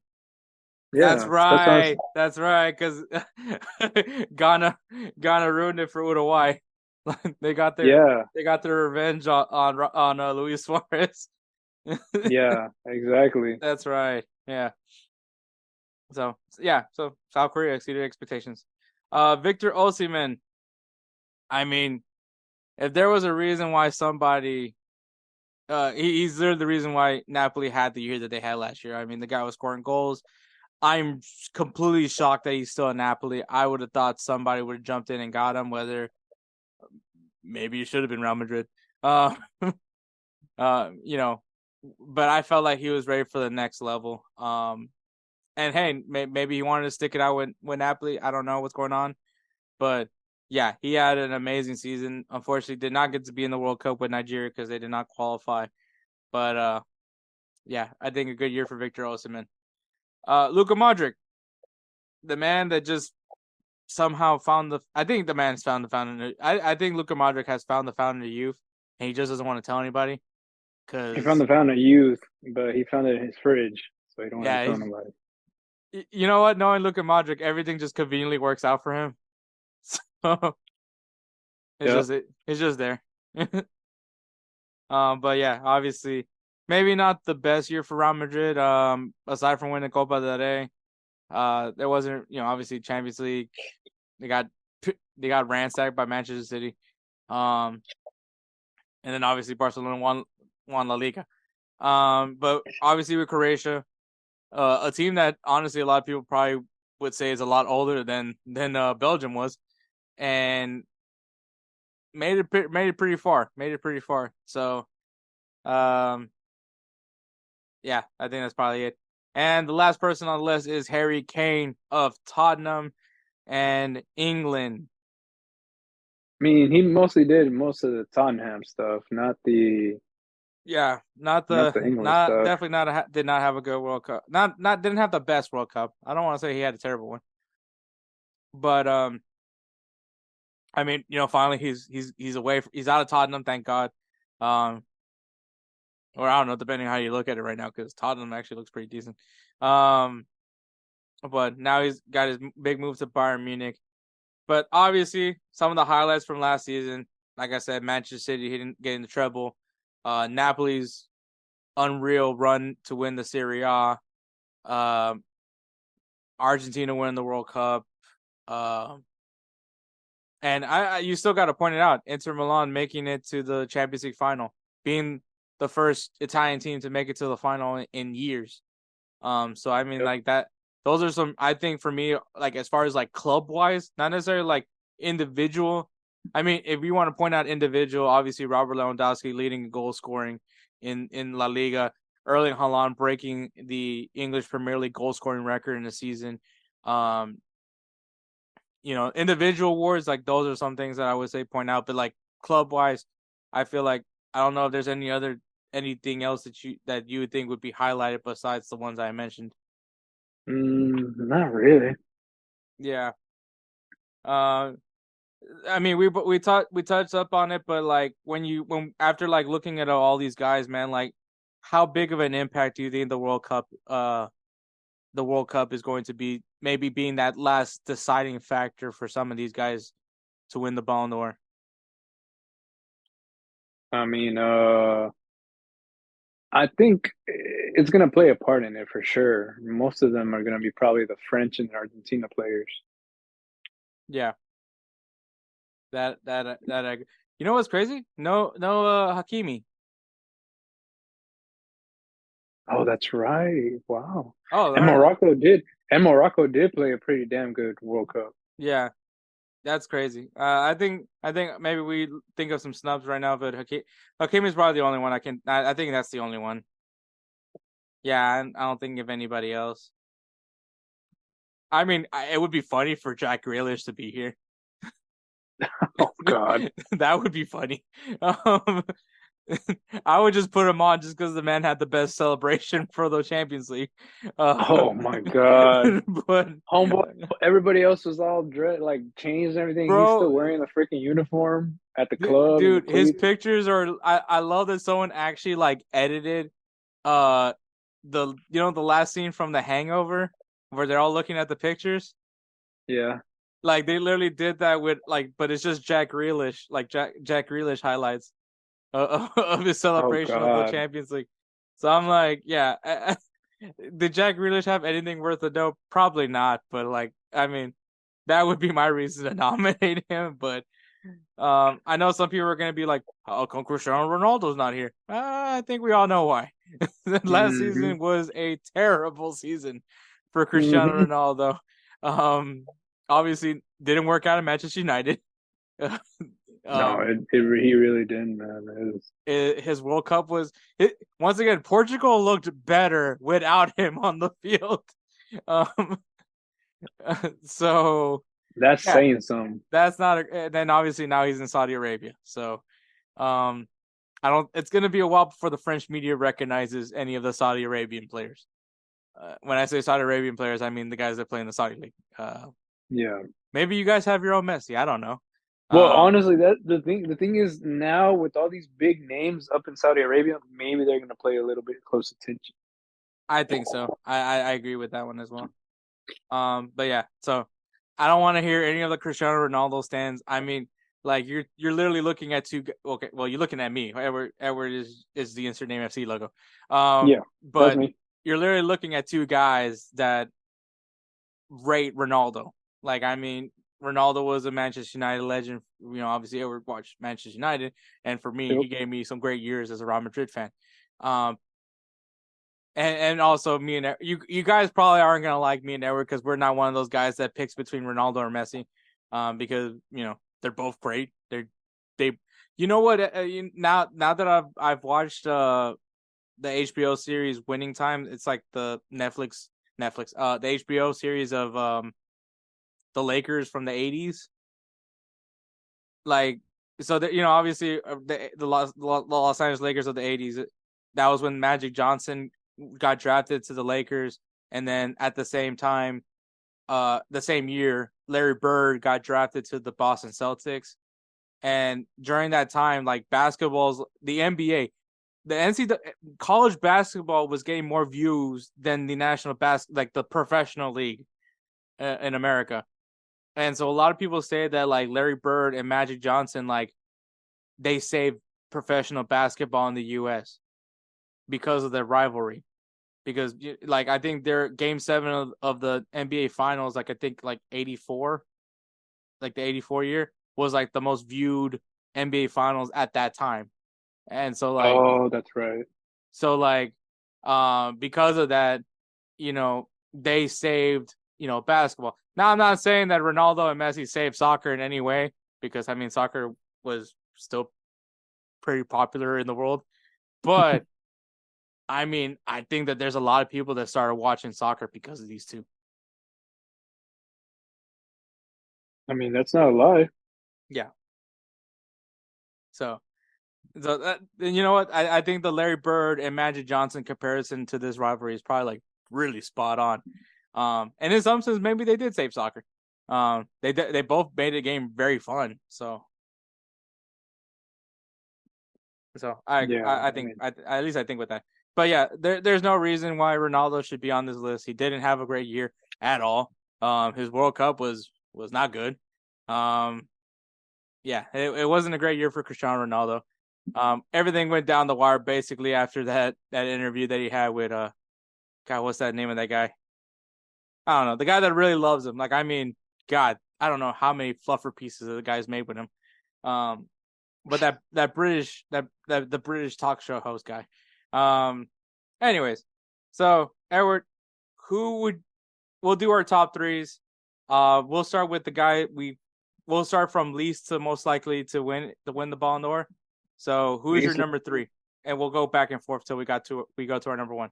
least likely to win it. Yeah, but like in top 3. Did I Well, confuse you in any way? No, I'm just looking. Probably Emiliano Martinez. Okay, all right. That's my number 3. Edward has a goalkeeper on his list. That's impressive. But that's the ones that like the least to win it, right? Yeah, but like your top 3. So like your top 3, like who's gonna finish? Like when they do the Ballon d'Or presentation, like who are the 3 guys that are sitting in their suits waiting to see if they're gonna stand to win the Ballon d'Or? Oh man, you got me all tripped out. I'm over here thinking like kind of like bottom 3, like 3 up, 3 down. like top 3, Just Oh, okay. So my but number 3 then. Let me go back. Number 3.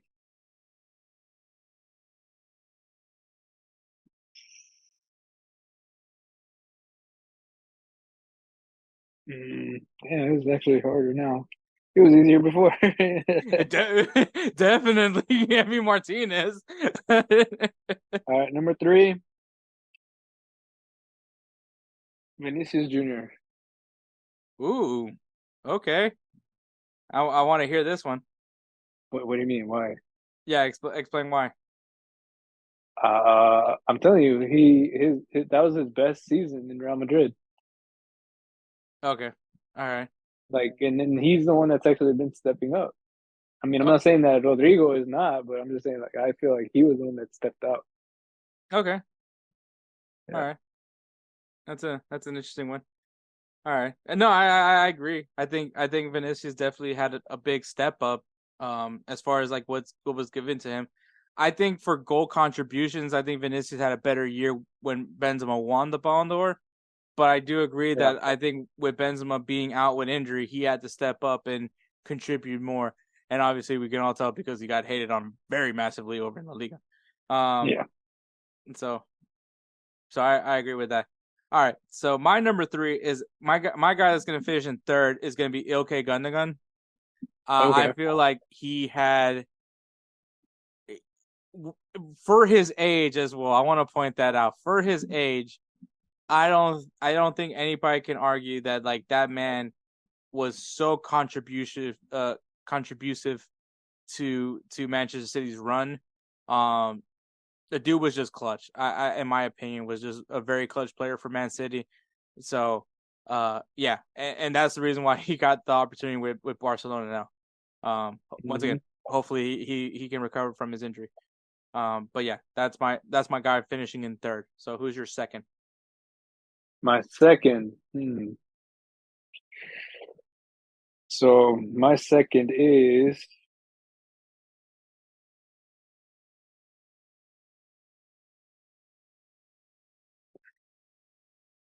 this is tough now. Oh, Kylian Mbappe. Okay. Why Kylian Mbappe? I mean, he performed for France. He performed for PSG. I mean, he's up and coming, but I mean, dude, the dude's coming with fire. Like, there's no way that they're gonna just leave him there. You know what I mean? Like, I'm pretty sure he's gonna be either number 3, number 2. Hell, he might even win it. But I'm just saying, I think that's my number 2. Okay. All right. My number 2 is actually going to be Lionel Messi. Okay. I'm gonna say this right now. As much as I'm gonna disagree with it, I would not be shocked if Messi wins the Ballon d'Or. I'm not gonna be as furious as I was with the whole Robert Lewandowski gate, but I can understand it because of the World Cup. The World Cup is the only reason why I would say it, because we've seen it.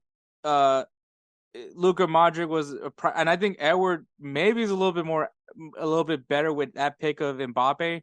Now that I think about it, because of the fact that like Modric didn't win the World Cup, but he still won the Ballon d'Or, and he had he had an amazing season with Real Madrid.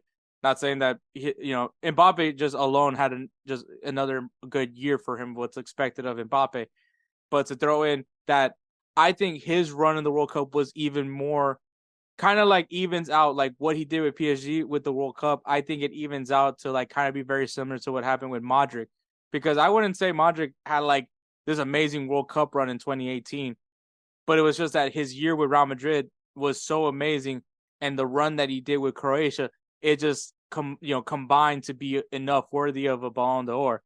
So I think Edward is is very good. I agree with your pick for Mbappe, but like I think there's no way people are not going to have Messi on this list to at least finish top 3, and everyone's going to milk the hell out of it. I guarantee you, MLS is going to milk the living shit out of it if Messi does win the Ballon d'Or. But I think you have to have Messi on the list. I don't think that there's any way you don't put Messi does not finish top 3 in the Ballon d'Or race. Yeah. Okay. All right, who's your number 1? My number 1 is your number 2, Messi. Just because okay. So you have Messi winning. Just because I have Messi winning the Ballon d'Or, just because. I mean, I'm not diminishing his accomplishment with the World Cup as a player with PSG. I just feel like this will be his last Ballon d'Or. Like, this will be his last one. Before he retires, before he decides to do whatever. This is going to be his last one. Because I don't think he's going to be in the next World Cup. Okay. So I feel like this is basically like, as you would say, the French media's way of sending him off with like, okay, you got the World Cup in your belt. Let's go ahead and, put this on for you. Like, here you go. Like, you deserve it and everything like that. Like, I feel like that's how they will look at it. Okay. Yeah. No, yeah. Once again, like I'm not gonna disagree with that because I said it myself. I wouldn't be surprised if he wins it. So definitely, I'm definitely with you on that. My winner, at least who I think is gonna win the Ballon d'Or, is going to be Erling Haaland. Okay. And you know what's funny? I was thinking about that too. Like, he was like on my number 1 pick. And like I know that the argument that many people are gonna make is just like, well, he wasn't that good in the final. Like, oh yeah, but like in the final he was non-existent. This man played 53 matches and scored 52 goals and 9 assists. Oh, and it's not even the fact. That's not even the fact. Like, he didn't do anything in the final. He didn't do anything. He did the off the ball runs. He was basically dragging the marks. I mean, he's the reason why he would have 2 defenders on him. He's the reason why fucking Rodri scored that goal. Because he was in the middle of it. He was in the middle of it all. Like, he was right there in the middle, and then Rodri just had the chance. He took it. Yeah, exactly. Once again though, but like 50 total. This is including Champions League. This is including Premier League. This is including FA Cup. The EFL Community Shield. Well, I mean, he didn't score a goal in the Community Shield, but he had in 53 appearances, he scored 52 goals and had 9 assists. He broke the Premier a record that's been there for years. That record hasn't been broken. No one has been close to that record. And he broke it in his first season in what many people view is the hardest league in the world. And won a treble. He was part of a historic team in Manchester City. Yes, I know Manchester City was winning matches, was winning leagues and all that before Haaland came in, but they never won the Champions League. This guy is one of the best goal scorers I'm gonna tell you this right now, because he scored 12 goals in last Champions League season. Like, right now, the best goal scorer in the Champions League is Cristiano Ronaldo. At the rate that Haaland's going, he's gonna pass that up. He's gonna pass that up, and I think he might actually have like another 3 or 4 years before. Yeah, because the dude's not even the dude's still in his early 20s. He's like 22, 20. I think he's 21, 22. Yeah, like this dude's in his early 20s. Like, he's like, yes, I understand he wasn't in the World Cup, and that may be the one thing that like ruins it for him, that he just wasn't in the World Cup. Like, he doesn't have that hat trick in the Champions League in the World Cup final like Mbappe does. He doesn't have the World Cup trophy like Messi does. But this guy he went into a new league, a new setting, a new coaching style, and still was the dominant player that we all know he's going to be. At this point, I don't even know if he's human. He was a cyborg. 53 appearances and 52 goals. That's almost a goal a match. Yep. I get it. Maybe people are gonna discount him for not being able to be in the World Cup, but that's not his fault. It's not his fault that Norway didn't qualify. I'll be honest, UEFA's qualified. Italy didn't make the World Cup. Nigeria didn't make the World Cup. It happens. Chile didn't make the World Cup. I get those things, but there's certain things besides just winning your qualifications, but UEFA is very hard to qualify in. Oh yeah. But I mean, when you look at it, I would say that Erling Haaland deserves to get his first Ballon d'Or. Start the new generation of the GOAT argument between him and Mbappe, or whoever else gets thrown into that ring. But I think that it is going to be very difficult, besides using the argument about the not being in the World Cup, where Erling Haaland doesn't at least get looked at to be a serious winner for the Ballon d'Or. Yeah, I mean, you're right. Honestly, I don't disagree with Edward's top three, and it seems like Edward doesn't disagree with my top three, because they. Honestly, in all, this is a really good group. I honestly like the nominees. I don't feel like, besides Hakimi, I don't really see anybody that got snubbed from this group. I think, like I said, I wouldn't be surprised if Messi wins it. I wouldn't be surprised by it by no means, but I do think that this could be Erling Haaland's first time winning the Ballon d'Or. And I mean, Edward also feels that this could be Mbappe's first time to win the Ballon d'Or. Yeah.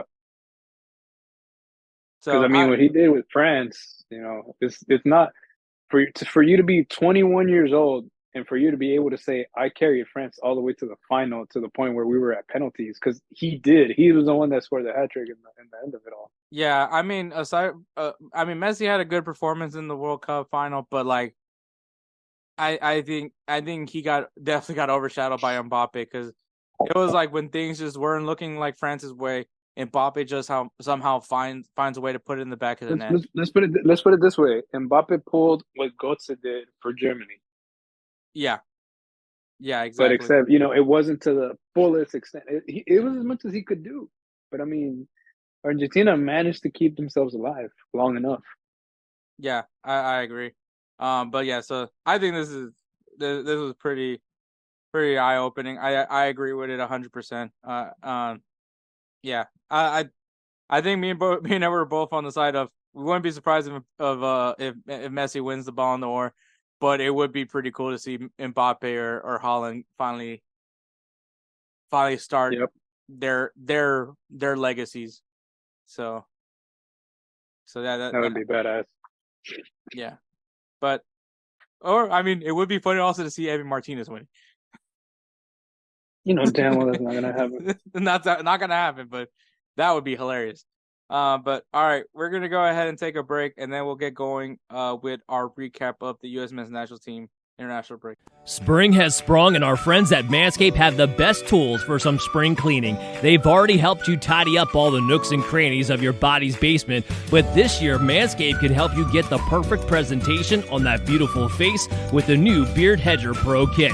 Make sure you look your best this spring by using code BellyUp20 to get 20% off and free shipping at Manscaped.com. It's time to tame your mane with the Beard Hedger Pro Kit. The sun is peeking back out, which means you'll have to show your face in the daylight again. So use the kit to make sure your scruff looks award-winning, whether you got glorious beard flow or some smooth, sleek cheeks. The kit starts off with the Beard Hedger, a waterproof cordless trimmer with a rotary wheel that gives you 20 hair cutting lengths, all with one guard. So no more messy drawers full of add-ons. It also comes with the titanium-coated T-blades that are tough on hair but smooth on your face, leading to a single-stroke efficiency that brings satisfaction one stroke at a time. The Beard Hedger is a high-tech piece of art in a travel-sized package with a long-lasting battery, universal charging, and a strong motor. So what are you waiting for? Save 20% off and free shipping when you use the promo code BellyUp20 at Manscaped.com. That's 20% off and free shipping with the promo code BellyUp20 at Manscaped.com. Focus on the face and use the Beard Hedger Pro Kit for the cleanest look in the game. All right, and we're back. All right, so the U.S. men's national team had their international break, obviously, like a few weeks ago. But obviously, I was not in the country, so now we're gonna get a chance to look at it. I was actually able to watch these matches because, well, in other countries, it's actually pretty easy to watch soccer in other countries not named America. So, but all right. So obviously, the U.S. men's national team had two friendlies, one against Uzbekistan, and the other one was against Oman. Kind of already mentioned as to why they faced these two teams, because both of these teams are both in preparation for the Asian Football Confederation's their tournament, which is like their version of Copa America or the Euro, or for us the Gold Cup. So they're in preparation for that. So obviously they decided to play some friendlies against the U.S. to get ready for it. The first game was a 3-0 victory. U.S. at 65% of the possession, had 13 shots, 6 shots of it was on target. The goals were scored in the 4th minute by Timothy Weah, in stoppage time in the 90th minute by Ricardo Pepi, and then in 5 minutes into stoppage time, a penalty for Christian Pulisic. So a 3-0 victory. If you guys want some sort of reference as to compare Uzbekistan, well, Mexico drew with them 3-3. Yeah. So, but I believe that was a game that kind of featured the backups, because I know for Mexico, shout out to Hector and Edward. He got his call up with Mexico. So obviously you guys know I worked for the Houston Dynamo. When they announced that he was getting called up for Mexico, I told him congratulations, and I also mentioned, I was like, never thought in my life that I'd be rooting for a Mexican, but here we are. So thanks, world. Would have thought they would have been when I had children and somehow they were Mexican. No. I somehow befriended a soccer player. That's how it happened. So amazing how life works like that. But yeah, that was the first match. The second one was a 4-0 victory against Oman. The U.S. had 60% of the possession, had 19 shots. 9 of the shots were on target. The goals were scored by Ballon in the 13th minute. Brendan Aronson scoring off of a free kick in the 60th minute. Ricardo Pepi scores in the 79th minute. And the final goal was an own goal from Al Braiki in the 81st minute. I mean, possession-wise, U.S. had... It's really hard to judge these friendlies because of the fact that I don't know what's the word to use here, Edward, for when comparing to Uzbekistan and Oman. But can't really tell you, man. Those are... It's I don't want to disrespect these two countries, but this was essentially like if a college football team, a Power 5 college football team, decided to play community college, just to have like a quick pick-me-up game before they start their season. And obviously when you do that, you literally beat the living shit out of this community college, and then you go on and play your season having a bunch of confidence. I think these were obviously very sound victories. You beat teams that you should be beating. But I think that obviously the question would be like, maybe, and kind of similar to whatever was saying about when Harry Kane went to Bayern Munich, like, this guy should be scoring more goals in the Bundesliga, Yeah. So like maybe we should be able to score more goals against teams like Uzbekistan and Oman.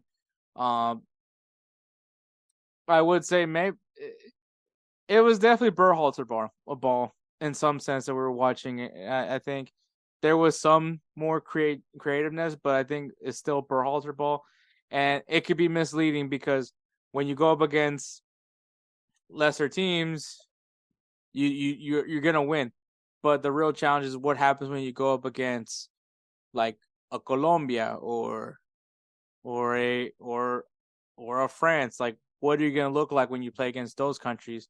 Like, it's gonna be even a Mexico, even a Canada. Like, how are you gonna look when you play against those teams? Is gonna be the real question. So, like, nothing against these two countries, but like the fact is, like, yeah, you're supposed to beat these guys. Yeah. And once again, no fault to them. Though the guys that did play in this international break, we saw Matt Turner behind the sticks, in between the sticks for Uzbekistan. Ethan Horvath had the Oman game. For the defense, we saw Tim Ream. Tim Ream was only in the Uzbekistan game. He actually was off in the other one along with Anthony Robinson. Chris Richards played in both. Mark McKenzie played in both. Christopher Lund played in both. Also, Christopher Lund, we tied him. He was a player that I think right now plays in Italy, but now the U.S. has him. Actually looked really good. I was really impressed by him. Sergino Dest played in both games, and then Juan Jones played in the Oman game. In the midfield, we had Luca Della Torre only playing against Uzbekistan, as well as Tanner Tessman. Yunus Musa played in both matches. Weston McKennie played in both matches. Malik Tillman played in both matches. And then Benjamin Kermachi, he was in the Oman game, which as well we were able to tie him as well. So the benefit is you tied two players that I'm assuming you want to be part of the U.S. men's national team. So that's a win, right? Yep. And then the forwards, Fuller and Balogun played in both. Ricardo Pepi played in both. Both of them scored goals. Christian Pulisic was playing both. Timothy Weah played in both. Brendan Anderson played in both. And then Kevin Paredes played in the Oman match. Looked pretty good from what I saw. I will say though, like previous years, previously, especially when we're talking about the 9 numbers, the 9 position, Edward, it's been hard because we have had like a goal deficiency in that position. Lately, like that's when we kept talking about the search for a 9, right, Edward? Yep. Pepe was actually part of that issue, which is why the U.S. win and became more persistent on trying to get Balogun to join the U.S. men's national team. Now Balogun's here. I wouldn't say that maybe this was the chip on the shoulder for Ricardo Pepi. I think more so it was him not getting called up for the World Cup. You can tell me how you feel about that one in a bit. But I mean, since Balogun's debut, Ricardo Pepi has been able to score a goal. At least the matches I've seen him play in the CONCACAF, when playing against Mexico, Ricardo Pepi scores a goal. Which I believe Balogun had his starting debut but didn't score a goal. And then obviously in the Canada final, he scores a goal. But it seems like Pepi has been able to match with Balogun. Has been able to perform around Balogun. Maybe there is some sort of chip on his shoulder that now Balogun's here and he's just like, no, I'm the number 9. Like, Balogun's cool and all, but like he's, and even before Balogun, he's been one of the more, I would say, preferred strike. At least for me, has been my preferred striker. I know some people are going to try to say Jesus Ferreira, but like the man can only score on Caribbean teams. But Pepi, I've always been very high on Pepi for quite. Edward could even tell you that. So seeing him being able to develop is one of the good things that I've liked. And I'm conflicted here because Balogun is an Arsenal player, former Arsenal is an Arsenal product, and but both of them are thriving, and it's like it's not necessarily a number 9 issue now. It's just now you're seeing 2 strikers performing, and now this is a good thing. Is now you have 2 guys that is making it a hard decision for you, like who's going to start because both of them are contributing.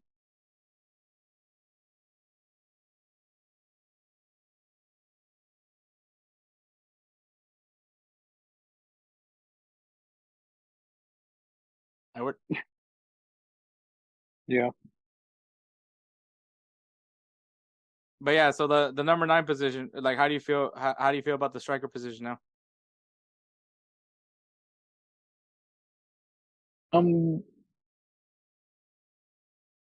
I guess you could say I kind of want to see like a Josie Altidore, Okay, like go back to those days, or a Brian McBride, like way back in the day. But so you're still not sold on Pepe or Ballon. still not sold. I mean, Okay. it just basically show up, show what you got. Mhm. Don't choke is one thing. But hey, they got the skills and they can do it. Do it. Show it. Okay. So I mean, there is still questions about the number 9 role. I feel like there's more positive towards it, but I think Edward's still trying to see what's still out there. Because I mean, yeah, there's still the question is, can we see consistency from the 9 spot? And I think now we're starting to see some consistency, but it's just now. It's not like we saw this like I said, I don't know where the fire is coming from Ricardo Pepi, but like because he went pretty quiet after everyone got excited about him, but then got pretty quiet, didn't get called up for the World Cup. The deficit, the clear missing of a 9 had gotten a lot worse, and now you got Balogun and Pepe finally now being able to be goal contributors, but like yeah, I think Edward's right. Like there's still that concern of like what happens when they're not the chip in the shoulder disappears, I guess you could say. So I agree with it. You kind of yeah. I mean, in that and the fact that you're kind of looking for that 9. You know what I mean? Like the for sure 9, like a Clint Dempsey, even though he was a 10, but it's like he would show up. You know what I mean? Mm-hmm. Like he would show up. Josie Altidore, I mean, that dude was a train. Like to try to stop him, it's pretty rough. Like you have to be one of those big center backs in order to do so. Mm-hmm. So, but yeah, I mean, it's like a for sure striker. Yeah, I agree. It's not just like a hey, I'm a viable option kind of striker. Like no, dude, like designated striker.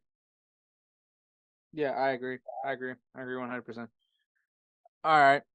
So, like I said though, the issue once again, we're going up against teams like Uzbekistan and Oman, like, and that question for that number 9 is going to continue until we face real competition, and we're not going to see that till next month's call-ups back once we go in October, specifically October 14th, because the U.S. will be facing off against Germany, and well, like I mentioned earlier, Germany just fired Hansi Flick, and after losing like their last 3 matches, they go off and start dominating, and I think the friendly was against France. Like I'm not entirely sure, but I know that like Thomas Mueller had a really good game. Let me fact check that one real quick. Let me see. Yeah, That was gonna be a good. It was a 2-1 win against France. Damn. Yeah, that's gonna be a good match. Yeah, it's gonna be a good one. Yeah, and because like the last, we can even go. Oh well, you can even go even further. So they lost to Belgium 3-2. They drew with Ukraine 3-3. Then they lost to Poland 1-0, lost to Colombia 2-0, and then lost to Japan 4-1. And then obviously that's when they decided to fire Hansi Flick. And then Germany ends up beating France 2-1. And actually their upcoming friendlies in October, they got October 14th, they got USA, and then the 17th they got Mexico. So Germany is gonna have some CONCACAF competition coming up next month. Damn. So, but yeah, but so all in all, I think there's still something missing.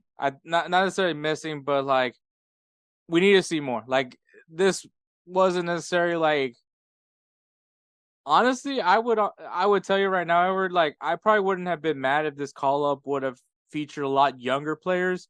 Because I mean, this summer is the Olympics. The U.S. are going to be in the Olympics this year. There's a lot of players, a lot of the guys that are Olympic eligible that would like to compete in both the Copa America and the Olympics. So it's really interesting. I feel like we definitely need to see a little bit more about the little bit more from the guys that are Olympic eligible. Because get them some time to play together and get some consistency going, especially because like what a statement it would be if they could compete in the Olympics, making their return to the Olympics and compete in the Olympics and come out with some silverware or goldware. But yeah, that's it. All right, Players of the Week. Players of the Week is brought to you by In the Clutch. In the Clutch is an amazing apparel company partnered with the Players Association of Major League Baseball, Major League Soccer, National Basketball Association, the NFL, and so much more. Great designs, man. I love every single one of them, especially the Astros stuff because you guys know I'm a big Astros fan. But the material is super comfortable. I love how I love the fit. And quoted by Kelsey Coyne of High Low Sports, it has passed the Fat Boy test. If you guys want to know what the Fat Boy test is, you lift up your arms, and if you don't see your belly sticking out of your shirt, then it has passed the Fat Boy test. So there's that. So if you guys go ahead and check it out, intheclutch.com. Great designs. If you're a fan of any of those leagues, a team of any of those leagues, you're going to find something that you like. And once again, the best part of all that, it is going towards the Players Association of those leagues as well. So if you guys want to go to intheclutch.com and use the code InsertName at checkout, you'll save yourself 10% off your purchase. Once again, intheclutch.com, use the code InsertName at checkout, save yourself 10% off your purchase. Edward, who is your player of the week? All right, so my player of the week is Dusan Vlahovic, who scored 2 goals in Juventus' 3-1 win against Lazio. Solid performance. So I had to go with Juventus. All right. If only he played for Real Madrid. All right. My player of the week is Robert Lewandowski. He scored a goal and 2 assists in Barcelona's 5-0 victory against Real Betis. Yeah, he played a really good game. Yeah. Everybody's going to mistaken that number 9s are only there to score goals. But that's not all that they do. They also create goal-scoring opportunities. And Robert Lewandowski definitely did that. Yep. Can't take that away from him. Exactly. So congrats to Dusan Vlahovic and Robert Lewandowski for being our players of the week. Make sure you guys go on Instagram and X, formerly known as Twitter, and put in your vote. If you go on X, it's going to be on the comment underneath the post for the players of the week. If you go on Instagram, it's going to be on our stories. You can go ahead and vote on there on the stories. So once again, on Instagram and Twitter at InsertNameFC. All right, some games to look forward to this coming weekend. Jamaica versus Canada in the CONCACAF Women's Championship. So Jamaica going up against Canada. Go ahead. Women's soccer. And those are 2 really good countries right now in women's soccer right now. And Ajax taking on Feyenoord in the Eredivisie. Ajax not looking that good right now. It's still early, but they have a big test against Feyenoord, who I believe is that where Santiago Jimenez plays at? Yeah, I think that's the team that's. I think so. Yeah. Feyenoord. Because at first I was thinking it was PSV, but then I was like, no. No, that's where Chucky and Pepe are. Yeah. I hear there's some friction going on over there. In Major League Soccer, we've got the Philadelphia Union taking on LAFC and Atlanta United taking on Club de Foot of Montreal. Also, biased pick for me, Sporting Kansas City taking on Houston Dynamo. That's just me being biased. In Liga MX, we got one of the biggest. So last week we had a huge rivalry with El Super Clásico. This week we had another big rivalry as Tigres takes on Monterrey.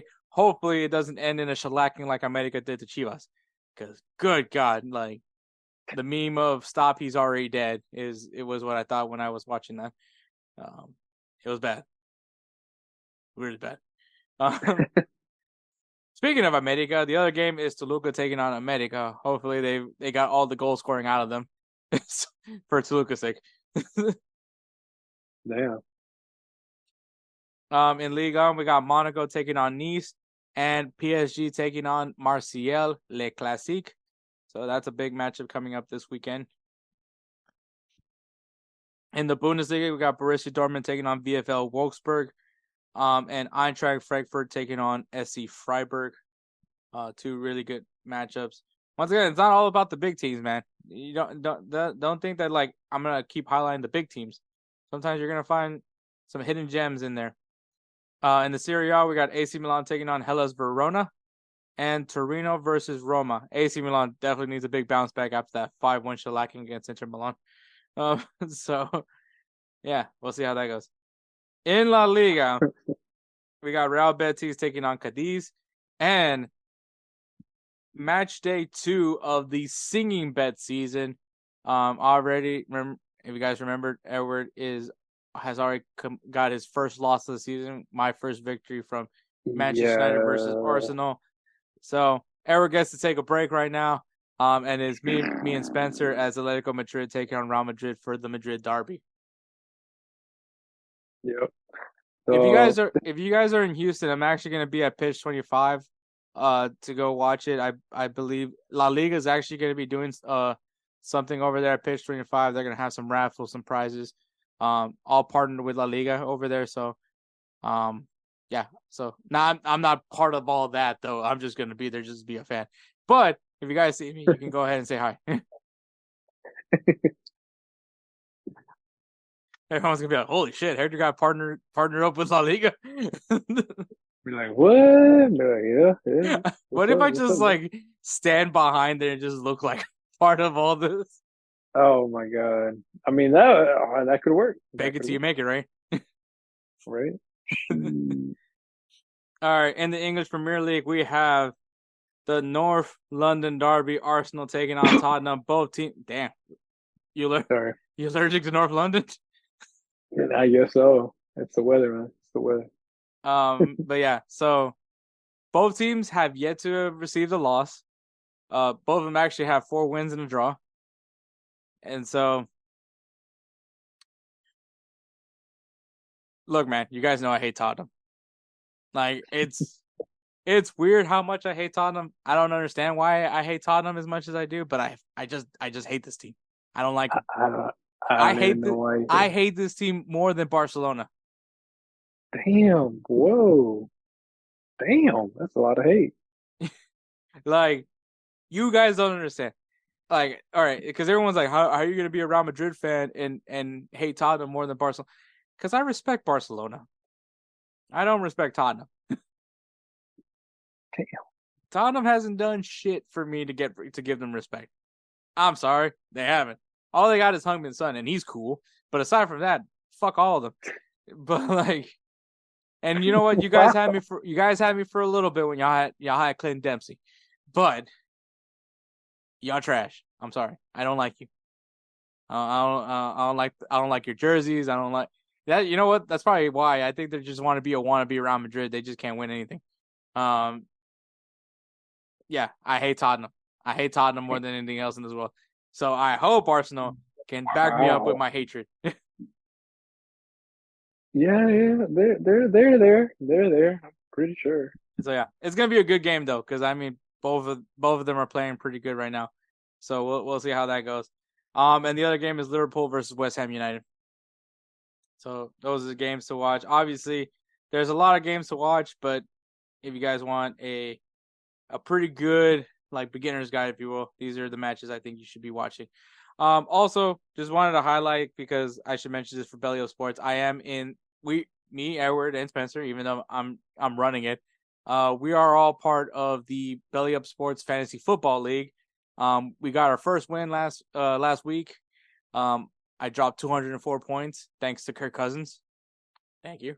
And yeah, so it's always great to beat people that are supposed to be experts in fantasy football, and obviously we're a soccer podcast, so I don't know about you, Edward, but that just feels great to say. Embarrassing for them, but great for us. So we do have another matchup this coming week. I think it's against Shock Therapy. It's a Los Angeles Chargers podcast. So we'll see how we do against them. I feel pretty confident. I think we're doing good things here with InsertName FC's Fantasy Football League. I'm sure I will not choke this away, as I always do. But all right, we're gonna go ahead and take a break, and then we'll get going with our 5-a-side draft. Hey everyone, it's Ryan from No Credentials Required to talk to you about one of our newest partners at BellyUpSports, SeatGeek. Yeah, live sports is great on television, but the feeling of being at the arena is a priceless experience. That's why our friends at SeatGeek are there to help you find the best tickets at the best prices. Not only can you get tickets to sporting events, but you can also get tickets to concerts, comedy shows, musicals, and more. Search for your desired event now at SeatGeek.com, enter promo code BellyUpSports at checkout, and you save $20 off your first purchase. SeatGeek. Life's an event. We have the tickets. And we're back. All right. 5-a-side draft. The topic is cameos in TV shows and movies. I will tell you the reason why this popped up in my head was because I was watching a TV show and I saw someone make a cameo appearance, and this person always makes me laugh when they make a cameo appearance. And so I was like, hey, let's do a 5-a-side draft on people that make cameo appearances on TV shows and movies. I decided to broaden it up so that way it makes things a little bit easier for Edward. Give him a little bit more options to think with, especially with his crazy workload that he has already. Mm-hmm. But all right, so Edward starts because he did win the last draft, which was Celebrity Crushes. Yeah, it was Celebrity Crushes. I think Edward, not only did he win in votes, but he also won because Christina Milian liked the picture. Yes, I was like, she wasn't number one, but she don't know that. If she listens to this podcast, she does. Mind your business, Hector. God damn. Oh, okay, sorry, Christina Milian. Forgot that you're a fan of InsertName FC. But obviously Edward starts. Well, I'll let Edward. No, Edward's gonna start the draft, so it's gonna go. I'll start it. Yeah, it's gonna be snake order. So Edward, then me, then I go again, then Edward goes, and he goes again. Everybody knows what snake order is. All right, Edward. Yeah. What is your first pick? Further down? What? 5-a-side draft. 5-a-side. Oh yeah.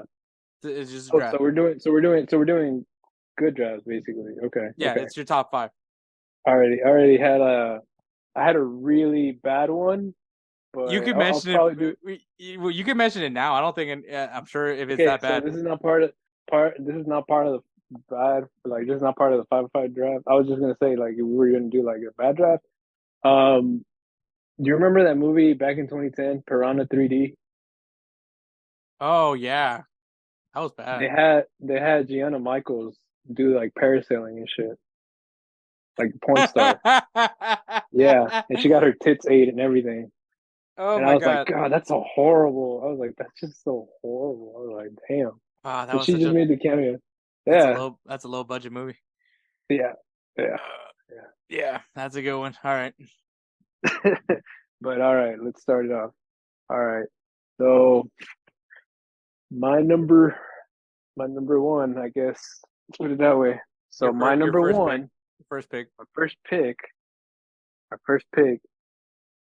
Jim Carrey in The Office. Oh man, the Finger Lakes guy. The Finger Lakes. Yes. Oh my God, I forgot all about that one. Yes, the Finger Lakes guy.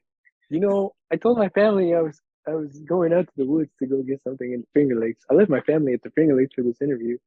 Gee, I hope they're not looking for me. Oh man, how did I forget the Finger Lakes guy? Oh man, that's good. That's a good one. That is such a good one. right. Oh, So Jim Carrey in The Office. Mm-hmm. Okay. All right. My number one is actually not the inspiration for this draft. It is going to be Bob Saget in Entourage. Okay. I mean, I'll be honest. I haven't watched Entourage, so I can't tell you. Okay. Well, I was gonna say. I'm gonna pick. I picked specifically Entourage, because like, his cameo is like really hilarious because like, in Entourage he's a sleazebag. Like he's not Danny Tanner. The whole time everyone's so confused that like he's not Danny Tanner. Like he's over here doing drugs and like hooking up with hooking up with hookers and stuff like that. Mm-hmm.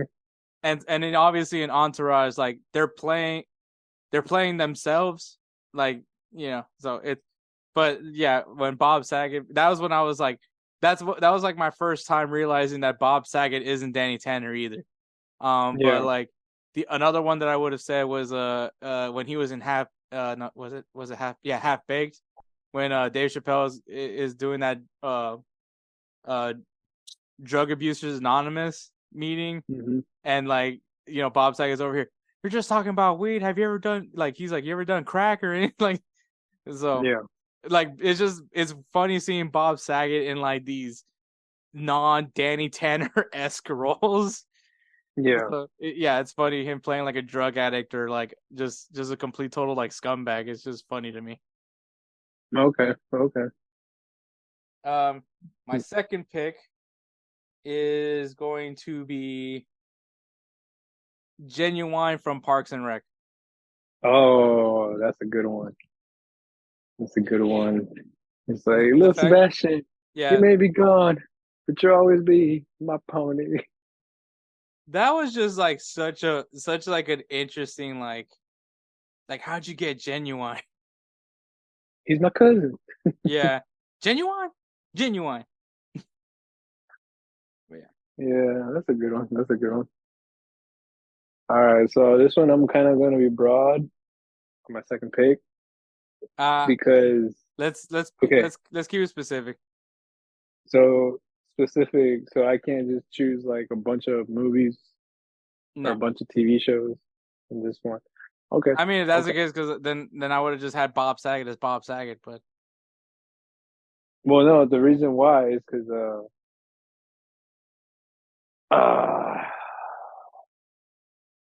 I mean, either way, I can still do it.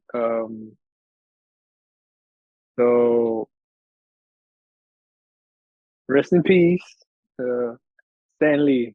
And I was gonna say in every Marvel movie, but now I'm changing it over to The Big Bang Theory when he gave Sheldon that restraining order. Oh man, I forgot he was Big Bang Theory. Mm-hmm. Big Bang Theory has some really good cameos. Oh, they do. They got really good cameos. All right, that's a good one. Yeah. So do I go again or you go? Yeah, you go again. I go again? Okay. So this one you might hate, but I just remember it because it was part of How I Met Your Mother's like Barney's Perfect Week. So the cameo for Nick Swisher. Oh, I love Nick Swisher. Yeah, so Nick Swisher in How I Met Your Mother and Barney's the Perfect Week. Yeah, I love Nick Swisher. Yeah, I don't hate many Yankees as many others do, but and that's what I was thinking. I was like, I think you're about to hate me for this one. No, Nick Swisher was, to me, Nick Swisher is like the vibes guy. He's a bro. Yeah, like his cameo on How I Met Your Mother is like the best way to describe Nick Swisher. So yeah, no hate towards Nick Swisher. That's a good one. You know what? You did How I Met Your Mother, so I'm gonna do also a How I Met Your Mother pick, and that is Thomas Lennon in How I Met Your Mother. Oh yeah. If you guys don't know who Thomas Lennon, and this is actually the inspiration for this draft, because like seriously, this, oh my god, every single time he does like a cameo, I always laugh at, like his character is just funny to me. So it wasn't. I mean, How I Met Your Mother is my favorite one because obviously he's the runaway groom, Yeah. for Victoria, and then Mhm. he lives with then he lives with Ted, but Yeah. like he was in modern. I've been watching Modern Family, and he does a cameo where he's like this like obsessed social media dog owner, where like his dog has like this very like popular social media account, and Oh it's like God. it's like if you just think about it, Thomas Lennon is like the perfect person for it. Um, Also, if you guys don't know who Thomas Lennon is, Reno 911. He's the sheriff. He's the sheriff. Yeah. So He's also known. I think his name was Hans in How I Met Your Mother. Hans. yeah, I think so too. Yeah. So And that's he's my like that's my third pick, and then my he had pet ferrets in the show. yeah. And Oh, that then was horrible. he's like trying to explain the sitcom that to Ted. He's very clean, and the other one is very very. Very very very dirty. And Yeah. then my fourth pick is going to be going back to Parks and Rec, Andy Samberg. Oh God. You didn't like that character? No, dude, it was so annoying. I love Andy Samberg and Brooklyn 911, but I just I I just love can't him. I handle it. love him being the obnoxiously loud park Jesus, ranger. it's so loud. Wait, did I do this? So loud. Yeah, no, wait. Yeah, So yeah, it's right. loud. It's right. It's right. All right, your turn. All right. So you did it twice, right? Yeah. Okay. So Wait, did I do this right? Yeah, yeah, I did. Yeah, I did. Yeah. okay. So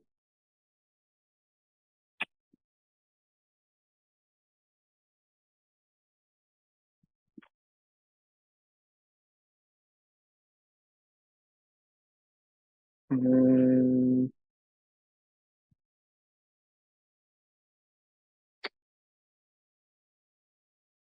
okay. I had to think about it for a while. Um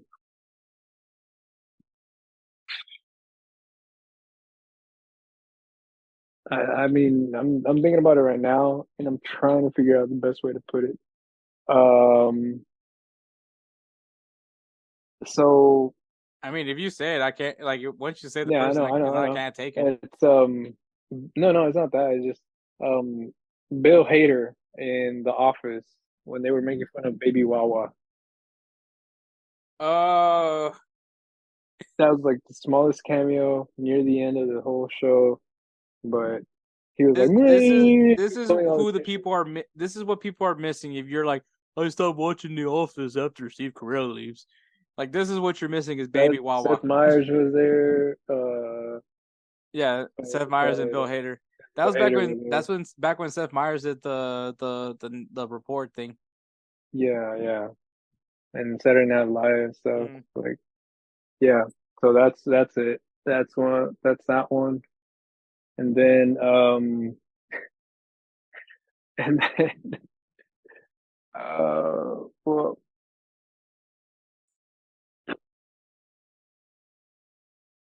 on this one's a Last tough pick, make it count. one. Yeah, I know. That's what I'm saying.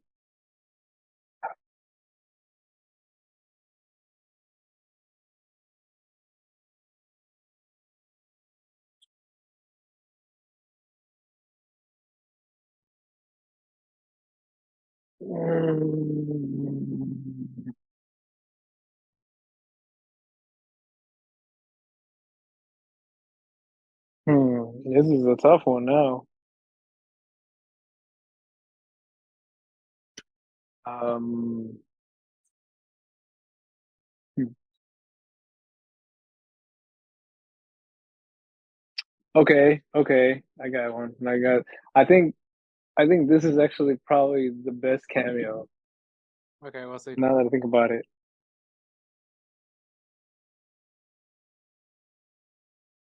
Um, Saving best for last. This is gonna be a high value pick if this is what you're hyping it. Well, no, because like the thing is, I can't believe we didn't think about it either. Okay. Okay, so Bob Odenkirk in The Office when he's like the split image of Michael, but like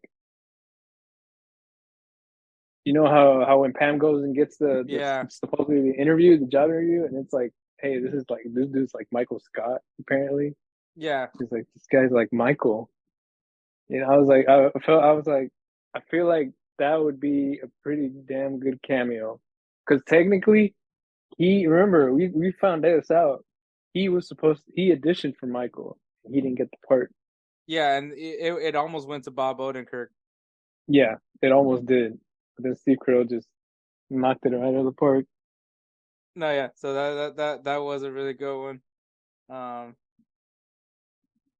Also Bob Odenkirk. I mean, like, Dude, he's solid, talented as solid, fuck. such a favorite. Bro, character of mine. his real like his Man, area is like, his How I Met Your Mother cameo is also pretty good. yeah. Yeah, no, that's a good one. That's what I was like, bro. I was like, but yeah, I didn't ask, guys. I didn't ask if she was pregnant. She told me. yeah, pretty much. This is one funky bunch. He's like, I don't think anybody heard me. I heard you. All right, that's a good one. My last pick is going to be, and Edward, I'm going to allow you to veto if you feel like this shouldn't count. The Backstreet Boys in This Is the End. I'll allow it. Okay.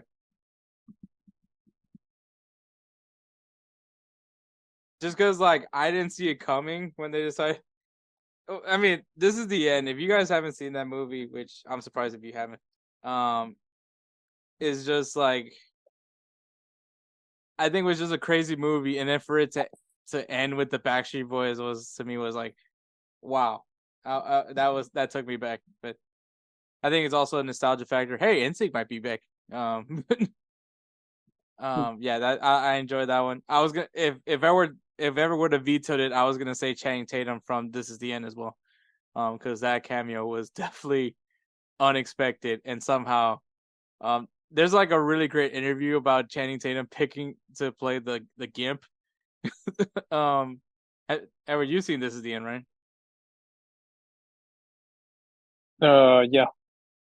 Yeah, Channing Tatum character is just like super funny because he's like Danny McBride's like bitch, and when Danny McBride decides to become a cannibal. But yeah, great movie. I thoroughly enjoyed This Is the End. But honestly, man, I think this could go either way. I mean, yeah. We'll see how that goes. But obviously, we'll post this up. You guys can go ahead and vote and say who you guys think won the draft. But all right, we want to go ahead and wrap the show up. We want to give a shout out to the Belly Up Podcast Network. Check out their website, BellyUpSports.com. Lots of great articles are being written every single day. We're in near the end of the baseball season, so obviously that's going to be a big push. Football's going on, so that's also another thing that's getting pushed on there as well. So go ahead and be on the lookout for a lot of great stuff for Belly Up Sports. Follow them on Instagram and X at Belly Up Media and at Belly Up Sports. Like I said, it's not your average website. Lots of great content being there every single day. Lots of great podcasts as well. Shout out to Shock Therapy. Good luck to you guys as we go up against each other for fantasy football this week. Also, GolzTV. If you guys are watching us through GolzTV, thank you so much. Thank you, because we love what GolzTV is doing. It is the Netflix of soccer content. It's really hard to be able to find just one thing specifically for soccer here in the US, but now to have it all in one spot here with GolzTV, it is just brilliant. So if you guys want, go to golz.tv. It's free right now. It's totally free to subscribe to it. So go ahead and take advantage of it now before this thing gets really big. Go ahead and follow them on Instagram at golz.tv, golz.tv, golz.tv, and on X/Twitter at golz_TV, golz_TV. Like I said, man, lots of some great original content. Definitely gets you on to talking, especially with Yanks of the Round Table, Wake Up MLS. Some of their original content is really good, man. Props to Jose for what he's building over there at GolzTV. And of course, shout out to Roosevelt Spencer, man. The guy makes so many great beats for us. He has to do our recordings for our singing beds, making me and Edward sound somewhat decent when we do our singing beds. But the man has done such a tremendous job, and we always show our appreciation for him, which is why we made the Player of the Year award named after Roosevelt Spencer, the Roosevelt Spencer's Player of the Year award. Hopefully we get sponsored one day by something. But if you guys love the beats and intros and outros and all that stuff, well, follow him on Instagram at thatguydope. Once again, at thatguydope. And if you guys need some beat work done, just message him there, and he'll take great care of you like he always does with us. But that's all I really got, man. Thank you so much for listening to episode 144.